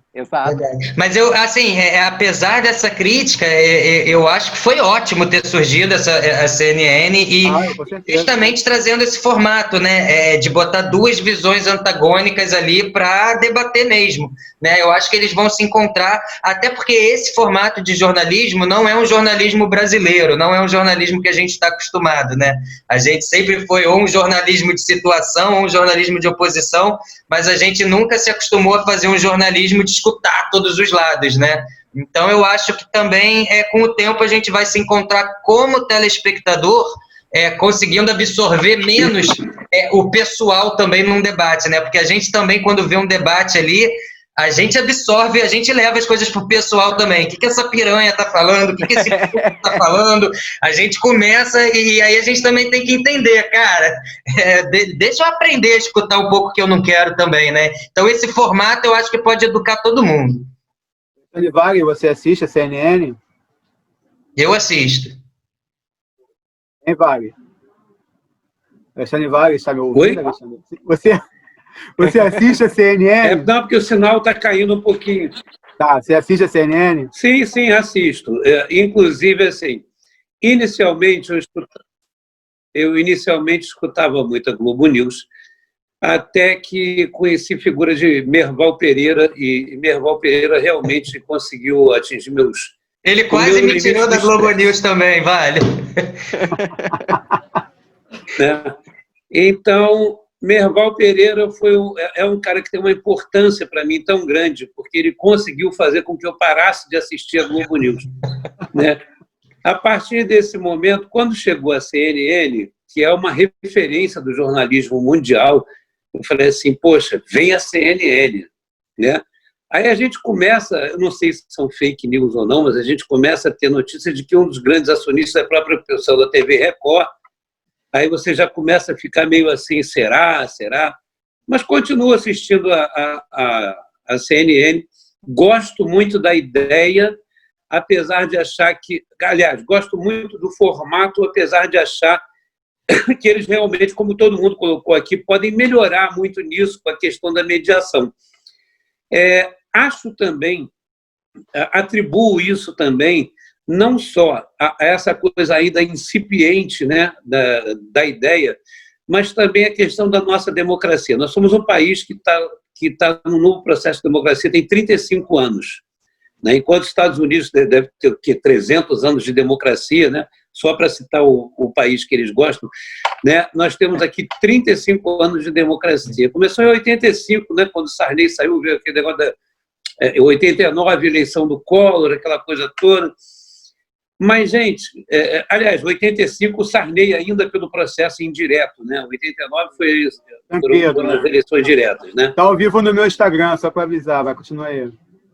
Então, aí o que eu quero dizer com isso? Então, o próprio exercício do jornalismo dentro da democracia, ele é muito diferente do jornalismo receita de bolo e horóscopo na época da ditadura, né? Então, para que o nosso jornalismo pátrio, o jornalismo brasileiro, possa se adaptar a uma nova democracia, que, como eu sempre digo, até fiz uma coluna uma vez dizendo que a nossa democracia ainda é uma democracia adolescente, cheia de acnes, que precisa ainda amadurecer e crescer. E junto com essa democracia vem o nosso jornalismo, né?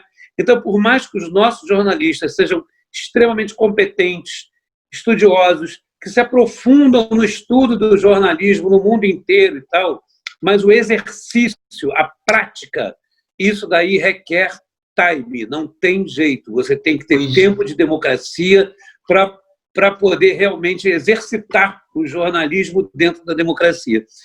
Então, eu acho assim, que a CNN veio agregar, mas ainda peca por uma falta de experiência dentro dessa nossa nova realidade. Eu só penso isso, realmente. Eu achei sensacional, Evalha, essa tua explicação, assim, porque você conseguiu humanizar a minha profissão. Você conseguiu falar o seguinte, resumindo, os jornalistas não estão fora do ciclo de aprendizado, de maturação do processo democrático, né?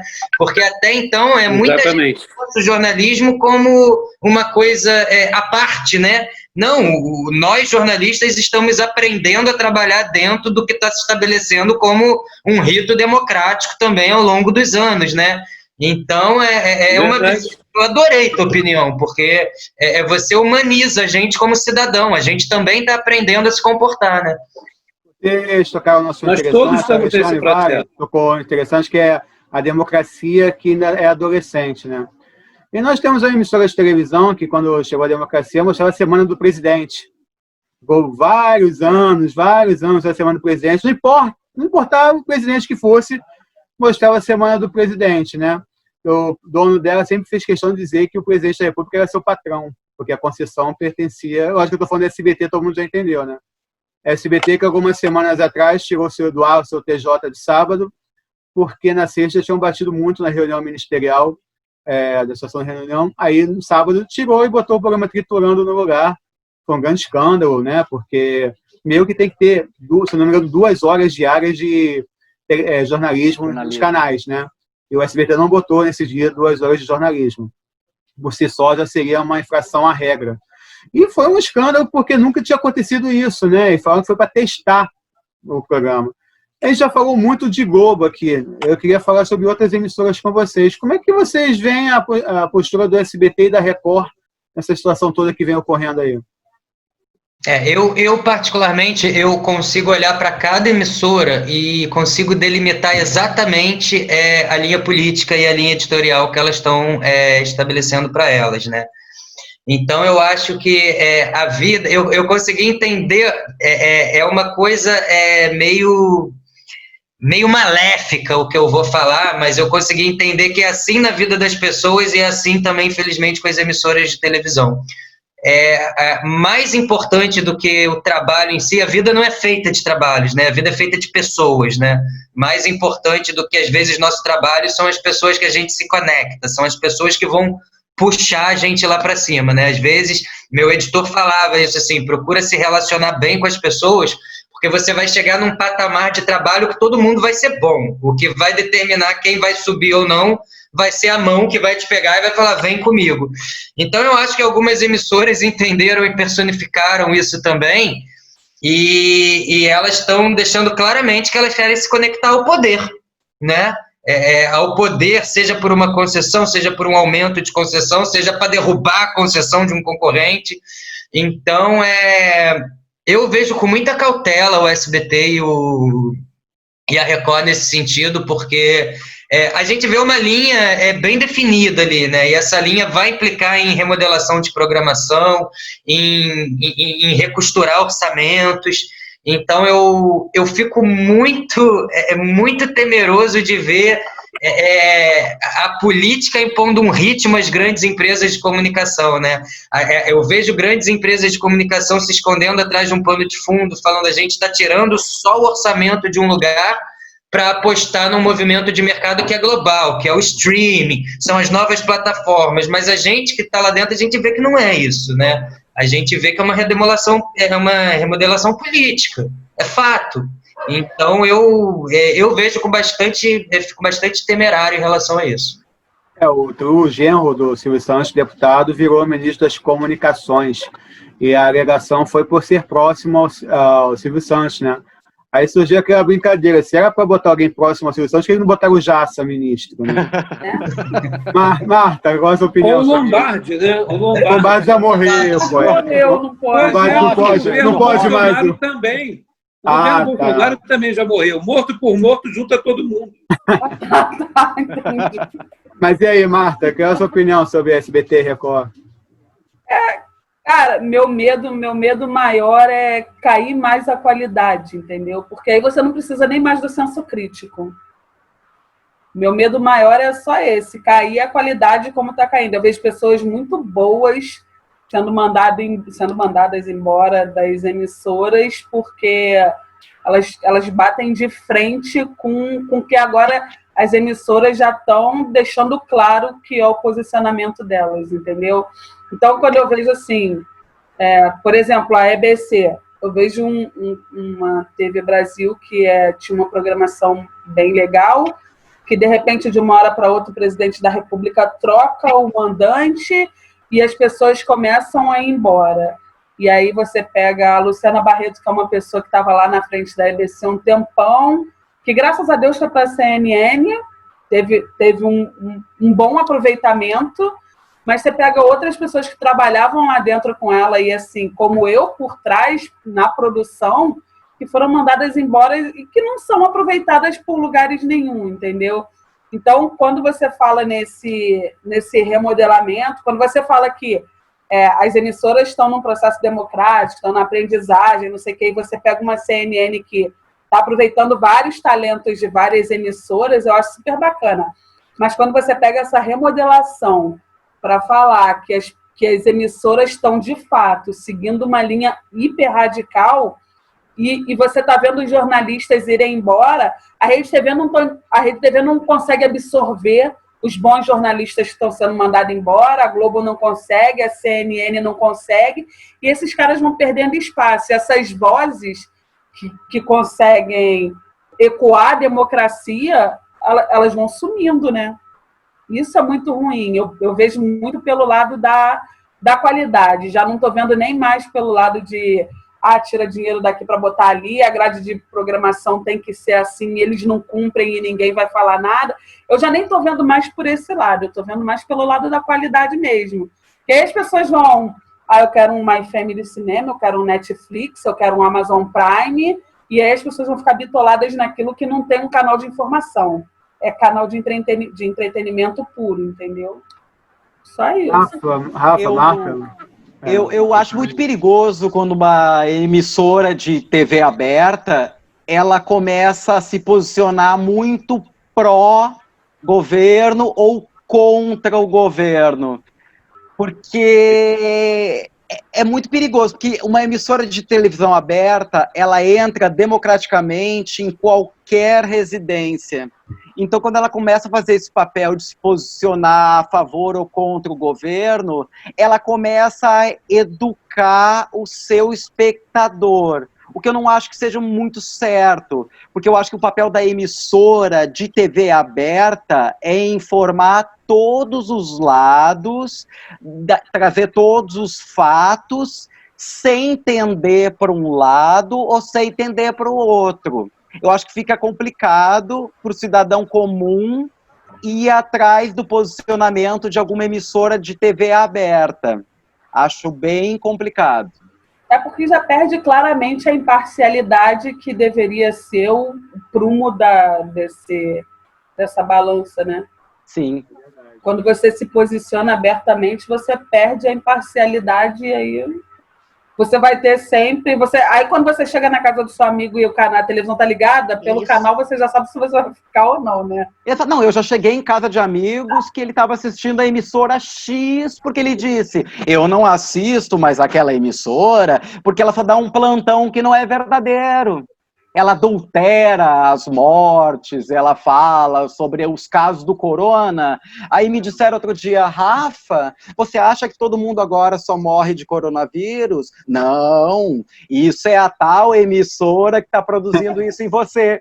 Então, eu acho bem perigoso. Aí você começa a repensar suas relações de amizade. Exato. Uma coisa curiosa é que tem gente que pensa que todo mundo está errado e elas e aquele início estão certos, né? Não param para pensar, será que de repente todo mundo está certo e eu posso estar errado? Alexandre Vale, se você que tem cara de ser um grande fã do SBT, de ver Piturando, de ver as novelas mexicanas, você tem cara de quem gosta de Thalia, o que você acha disso tudo? Rapaz, bom, vamos lá. Em primeiro lugar, eu entendo que o Bolsonaro é comunista. Porque ele é comunista, claro. Se o Moro é comunista, se o Mandetta é comunista, se a Globo é comunista, porque são contra o governo dele, né, partindo desse princípio, Então, comunista é todo mundo que não concorda com alguma coisa. Assim, na cabeça deles funciona desse jeito, né? Se você não concorda com um pensamento, é comunista. Então, veja bem, a questão que se coloca aqui agora, nesse momento, é o SBT, né? E a Record. São emissoras que são sempre pró-establishment desde a posse de Jair Bolsonaro, né? E é melhor já ir se acostumando com esse tipo de ideia, uma vez que as emissoras de TV elas são concessões do poder público. Nunca foram questionadas por ninguém, mas quando ninguém que eu digo é da democracia para cá, nunca foram questionadas por nenhum presidente da República. E quando eu digo nenhum, é nenhum mesmo, Sim. nenhum, de qualquer tendência. No momento em que começa-se a questionar a concessão, vou olhar se eu vou, tá ok? Se eu vou continuar, não sei o quê. Então, ele começa a se portar como líderes que ele condenava, como líder da Venezuela, como Cuba, vai para Cuba. Ou seja, se a Coreia do Norte faz isso, se a Venezuela faz isso, né, condena, estatiza a imprensa, e tudo isso que ele condenava, então, ele, a partir desse momento, para mim, Jair Bolsonaro é comunista, dentro do raciocínio dele, né? E se ele é comunista, ele deveria sair do poder, porque ele devia ser patriota. Porque quem é patriota não é comunista. Eu não sei. Eles fazem uma confusão do tom. Eles estão dando nó no meu cérebro. Os termos mudaram todos. Então, gente, eu entendo da seguinte forma. Eu acho que é muito feio, é muito desagradável quando a gente começa a ver o jornalismo ser subserviente apenas por ser uma concessão do poder público. E isso só existe porque a opinião pública ainda é muito ignorante no que diz respeito a isso. Porque se a opinião pública fosse mais informada, talvez eles não fossem tão caras de pau para fazerem isso e se portarem da forma que eles se portam, né? E serem manipulados da forma que são manipulados. No momento em que um presidente da República manda invadir hospitais para fazer filmagem, e você vê uma Record e um SBT e tal, né, só Bolsonaro total, acho que SBT deve ser isso, no momento em que eles não fazem uma crítica feroz, que eles não ecoam isso de uma forma mais assintosa, é porque realmente a nossa democracia adolescente ainda está dando mais valor às suas acnes do que às suas mudanças. Essa observação é muito importante, porque se a gente parar para sentar, a gente começa a perceber realmente pelo viés político como as empresas estão se comportando, né? Você começa a ver, assim, uma emissora fazendo oposição, e aí a gente fica confuso assim, será que está fazendo oposição porque faria oposição, ou será que está fazendo oposição porque estão tentando tomar a sua concessão? Aí a gente vai para outra emissora e vê assim, será que ela está fazendo, está sendo pró porque quer ser beneficiada disso, ou será que está sendo pró porque aposta num Brasil mesmo dessa forma? É como você falou, verdade. A gente vai entrando numa confusão que daqui a pouco a gente não sabe mais se a gente está absorvendo certo ou se está errado. Uma coisa que eu observo, que muita gente já veio falar comigo, você acha que essa emissora ela é pró-Bolsonaro, mas não é assim, porque ela está se posicionando a favor do isolamento, né? E aí a gente também vai assim, calma, porque quanto mais as pessoas se isolarem em casa, mais audiência vai ter, mais gente vendo a televisão. Então, ser a favor do isolamento não necessariamente é ser a favor do presidente, é ser contra o presidente, é querer mais dinheiro, mais gente consumindo aquele canal, você vai ter uma receita maior com seus anunciantes, porque, né, seu Ibope vai estar maior. Então, eu acho que realmente, como o Vale falou, está virando uma salada. A política entrando na comunicação está virando uma salada. E uma coisa que eu percebi com o meu trabalho, os meus anos de trabalho, é que antigamente não era tão cara de pau. Antigamente era uma coisa velada, que a gente não absorvia tanto, então a gente conseguia se manter no patamar de credibilidade de alguma maneira em relação aos veículos. Hoje, como o Vale falou, parece que eles entenderam que a comunicação ainda é um emissor, é do emissor para o receptor. E aí é o que o Vale falou, o receptor, o dia que entender o potencial que tem, é ele que vai ditar a programação, não vai mais ser esses caras que vão ditar a programação para a gente. Então, é uma grande salada mesmo, e eu acho que o Vale foi muito certeiro quando ele fala que há uma negligência do público consumidor, sim, no sentido de se colocar como receptor passivo a tudo isso e não exigir uma melhora, não exigir uma programação e não exigir um posicionamento, né, que não atrelado só aos interesses da corporação, né, da companhia. Por falar em Ibope, já que o que mege é o Ibope, vamos para o nosso último comercial e vamos botar alguma propaganda de algum curta para a gente ter Ibope também. E nós voltamos por último bloco com as considerações finais. Voltamos já que esse papo tá bom a beça. Valeu. Dia dos Namorados chegou, mas nem todos os casais conseguem ficar juntos. Será que começar a namorar agora pode ser uma boa ou uma roubada? Namoro em tempo de pandemia, mais um curta de comédias que você pode ver aqui no canal SCC Produções no YouTube.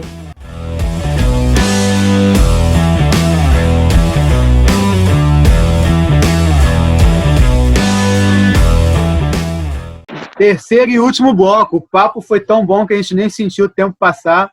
Provavelmente é o programa mais longo que a gente fez em 5 episódios, mas, gente, é tanto conteúdo, tanta informação bacana, tanta profundidade, que é impossível cortar alguma coisa. Programa maravilhoso. Eu estava falando no intervalo aqui com a Marta e com o Alexandre, não é que ia puxar guarda para nossa sardinha, não, mas na TV hoje tem poucas coisas com tanto conteúdo quanto foi esse programa que a gente fez agora. Ficou muito bacana, quero agradecer muito a vocês 4, pelo nível do programa, pelos assuntos que nós debatemos aqui, gravado num domingo de muita chuva, agora na Ilha do Governador, que é o bairro que eu estou. Aqui no Flamengo também. Quero agradecer muito a vocês. A chuva está forte aqui. Eu vou dar um minutinho para cada um poder se despedir aí, agradecendo antecipadamente muito a vocês por terem passado esse tempo com a gente aqui, debatendo jornalismo, debatendo o Brasil, que uma coisa tem a ver com a outra, não tem como separar, né? Nós estamos vivendo um fato jornalístico, um fato histórico, que as próximas gerações vão estudar sobre isso, vão ver jornais e sites desse tempo e talvez tenha que pedir desculpa para eles no futuro, pelo país que nós vamos entregar a eles, né? Então, eu queria começar com você, Alessandro, agradecer demais a sua presença, você é uma referência, você é cara do jornalismo mesmo, né? Fui estudar mais um pouco sobre você para não passar vergonha, é tanta coisa que você já fez, eu só posso estar muito honrado e muito agradecido por você ter aceitado esse convite de um programa que não tem nem um mês de vida ainda, e ter uma pessoa como você no programa só enriqueceu mais ainda o debate e o programa. Obrigadão de coração, Alessandro. Eu que agradeço todos vocês, agradeço você, a Luciana, a Marta, o Rafael, o Alexandre. Eu estava escutando, enquanto eu estava no banheiro, no intervalo, eu estava escutando vocês falando, né? Esse programa está de um jeito que muitos outros não estão, né? E aí, de cara, eu já posso te falar o porquê que eu acho que você falou, estamos num primeiro mês, eu acho que vocês vão com isso muito à frente. Primeiro, que eu acho que vocês conseguiram entender, acredito que seja isso, quando resolveram ter essa iniciativa, a gente entendeu que a gente está sendo protagonista dessa história, né? E que se a gente não dialogar bastante em excesso sobre isso, essas pessoas que estão lá na frente que você está falando, talvez a gente tenha que pedir desculpas, talvez tenha mesmo, mas talvez não tenha, fazendo o que vocês estão fazendo, promovendo um diálogo, esses diálogos estão na internet, estão sendo classificados no YouTube, e lá na frente essas pessoas vão poder abrir, vão poder ver esse nosso bate-papo, vão poder ver o que essas pessoas estavam conversando no ano de 2020, deixa eu botar aqui a data e eu vou ver. E achei fantástico o lado de ser uma coisa espontânea. Vocês me fizeram um convite, eu não conhecia o Alexandre, não conhecia o Rafael, não conhecia a Marta, não te conhecia, então eu acho que o grande problema da TV hoje é esse. Talvez as TVs estão muito engessadas, numa programação muito previsível, e aquela espontaneidade do diálogo que eu encontrei aqui hoje, talvez eu não encontre muitas vezes até no lugar que eu trabalho, né? Então eu acho que esse formato de vocês é muito enriquecedor nesse sentido. Parabéns mesmo, estou sempre à disposição quando vocês quiserem me convidar, e quando não me convidarem eu vou estar sentado agora participando. Inclusive, quando eu sair daqui eu já vou ver, que eu estou curioso para ver esse debate sobre o carnaval de vocês, porque é um assunto que me interessa muito. Obrigadão de coração. Ouvir tuas palavras assim, dá mais estímulo pra gente ainda. Alexandre, que está com uma participação especial aí de um cãozinho. Qual o nome do cãozinho, Alexandre? Oi? Qual o nome do pequenininho aí? Meu filhote se chama Lula. Ah, coincidência, né? Então, pois é. E agora ele estava preso e a partir desse momento é Lula livre. Fica aqui. Tá, que bom, que bom. Ele tem 10, tudo certinho, tá faltando alguma coisinha, tá faltando nada não, tem 10, né? O quê? Suas considerações finais, Alexandre Wagner, muito obrigado por participar de mais um programa com a gente aqui. Desde os 5 você participou de 4, tá bem ativo. Obrigadão, Alexandre. Verdade. Eu queria agradecer a você, Aloysio, sobre tudo e mais alguma coisa que a gente possa vir aqui a falar, né? Agradecer a você, agradecer ao Alê, que hoje eu tive a oportunidade de conhecer, que eu já virei fã de carteirinha. Né? Amigo. Fã e amigo de carteirinha, com certeza. A Marta, ao Rafa. É muito bom poder conversar com gente com conteúdo, né? E poder produzir conteúdo. Eu acho que o Brasil está precisando um pouco mais disso. E acho, assim, eu sou advogado, trabalho muito na área de família, e eu sou um cara que eu acho que todo mundo que não está satisfeito tem que se divorciar. Agora, eu só acho que a imprensa e a democracia não podem se divorciar nunca. Se eu fosse presidente, seria ditador nesse aspecto. Imprensa e democracia não podem se divorciar, elas não existem sem estar de mãos dadas. Então, acho que... Até uma coisa que você recentemente perguntou, Luísa, que era o que vocês estão assistindo na televisão, estão aguentando ver esses conteúdos? Eu confesso a você que às vezes é meio cansativo a gente ficar vendo todos esses números, embora sejam essenciais, embora eu acho que sejam necessários até para a conscientização das pessoas, mas eu acho que a gente está vivendo um momento, como disse agora mesmo o Alê falou o seguinte, nós estamos sendo protagonistas da história, nós estamos vivendo um momento que daqui a um tempo a galera vai dizer, pô, aquele pessoal de 2020, olha só, eles participaram da pandemia, que é um bagulho que só existiu há 100 anos atrás na gripe espanhola. Eles estavam vivenciando ao mesmo tempo o governo Bolsonaro, o pior dos governos que nós já tivemos. Esse pessoal está vivenciando os movimentos contra o racismo no Brasil, nos Estados Unidos, de uma forma como desde de Martin Luther King a gente não via isso, né? De lá para cá... Hoje a gente vê movimentos, a gente vê reações que a gente não via antes, não só no Brasil, nos Estados Unidos, mas no mundo inteiro, né? E a gente está vendo também, ao mesmo tempo, que com essa quarentena a violência contra a mulher aumentou muito. Como não assistir o noticiário? Como não estar antenado com isso? Nós que temos essa consciência, eu acho que nós temos a obrigação de, se não quiser assistir a TV, mas entra na internet, se antena de alguma forma, para que você possa produzir conteúdo, para que você possa conscientizar. Porque alguém tem que fazer isso com as outras pessoas. Como aquela dona de casa que agora há pouco o Rafa estava falando, né, que de repente não tem de onde ter determinadas informações. Então, nós, como disse o Alê, somos os protagonistas disso. Nós estamos vivendo e fazendo história. Então, que a imprensa continue fazendo o seu papel livre, liberta e democrática, como sempre, porque é disso que a história precisa e é disso que a humanidade precisa. Liberdade e democracia de mãos dadas. E só para complementar, Alexandre, você falou uma coisa, né? Você falou de um casamento que não existe sem, né? Que é a imprensa sem a liberdade. Eu tinha feito na semana uma postagem falando do casamento que não existe, o contrário, que eu escrevi o seguinte, opressão e jornalismo são antagônicos, para não dizer rivais, inimigos mortais que jamais serão casados. Então, eu acho que é isso que você falou, perfeito, né? De uma forma contrária. Exatamente. Perfeito. Marta, brigadão, Marta. Primeiro por ter trazido a Alessandro Gobianco para bater papo com a gente, você que foi incumbida disso. Quarto programa também que você participa, minha parceira, produtora já do programa, junto com a Luciana. Muito obrigado, Marta. Então, cara, o papo foi muito bacana mesmo. O problema dessa coisa ali, da gente ter essa descontração, é que a gente acaba passando a hora e não repara, né? Depois para as pessoas que estão... Mas por mim eu ficaria conversando com vocês até de manhã, né? Mas chega uma hora que tem que pensar em quem está assistindo, né? Mas quem ficar cansado pode parar e ver depois também, porque vai ficar no ar, não tem problema, não vai sair do ar. Depois só é assim, para as pessoas que estão assistindo, elas falam, Jesus, é muito tempo. As pessoas até se assustam, né? Mas, assim, o programa foi muito bacana mesmo, gostei muito. E, assim, como resumo, eu tiro um pouquinho de cada, assim, o senso crítico que o Alessandro deixou claro que é necessário, a parte da democracia que o Alexandre tanto fala, a imparcialidade que eu vejo muito pouco, mas a preocupação com o outro que o Rafa destaca também, que ele destacou no outro programa. E aí eu volto com aquela minha fala lá da outra vez, acho que do segundo programa, quando eu falei que a base de tudo é mesmo a educação, né? Quando o Alessandro fala que o senso crítico dele vem de família, isso já está lá naquela educação de base que com o tempo vai se perdendo, que tem que ser resgatada também.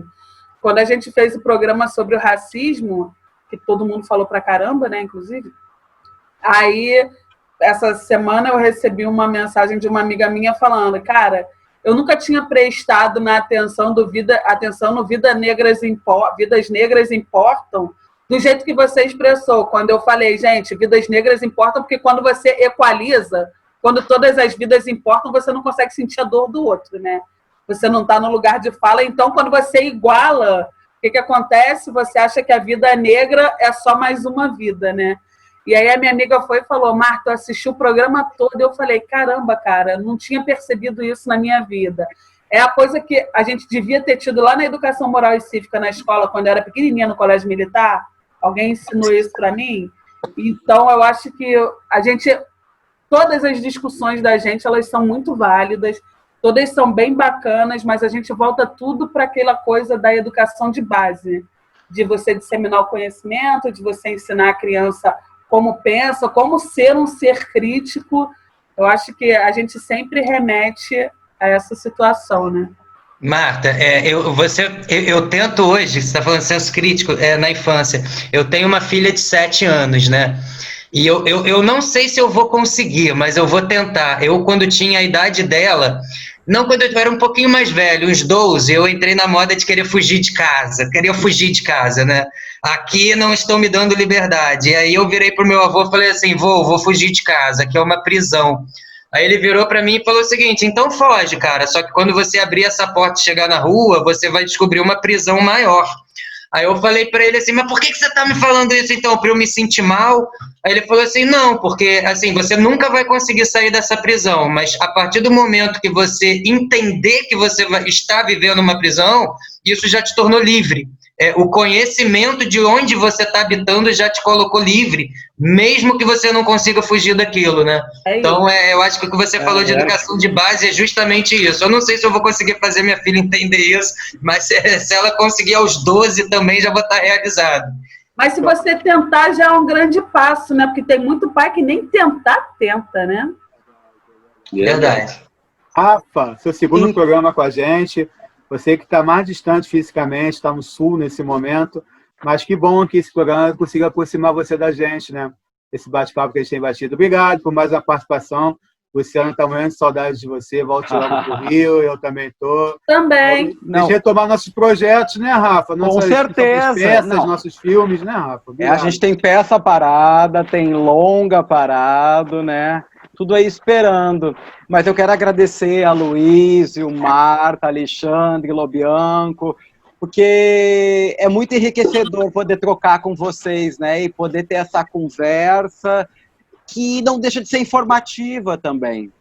E eu acho que eu, como artista, e vocês, como jornalistas, eu acho que nós temos um papel, que é a liberdade de expressão e a disseminação da informação, seja ela qual for. O melhor caminho sempre vai ser a troca de ideias, sempre vai ser o debate. É isso. Esse foi o 5º episódio de Sobretudo e Mais Alguma Coisa, o papel da imprensa. Se você quiser assistir os outros, tem o primeiro sobre a cultura em quarentena, tem o segundo, racismo e fascismo, o terceiro, Violência contra Minorias e Reabertura das Cidades. Só conferir aí no canal. Tem nossos curtas de comédia também. Na última sexta-feira nós estreamos Namoro e Tempo de Pandemia. No próximo vai ter o Home Office, que é a continuação do Home Office, que é como seria o crime organizado fazendo um home office para continuar com o seu negócio. Podem conferir, está bem engraçado. Vocês podem conferir também esse programa no Anchor, no Spotify, vários aplicativos de áudio. E ao vivo aqui com a gente nessa terça-feira. Se você não está vendo essa terça-feira, você pode ver na quarta, na quinta, na sexta, você pode ver em qualquer horário, porque estará aí. Muito obrigado a todos, se cuidem, não ouçam muito esse papo de vai para shopping, essas coisas, porque não está na hora ainda. Procurem se informar com veículos de credibilidade que você confia e vamos de vendo. Obrigado a todos, até mais.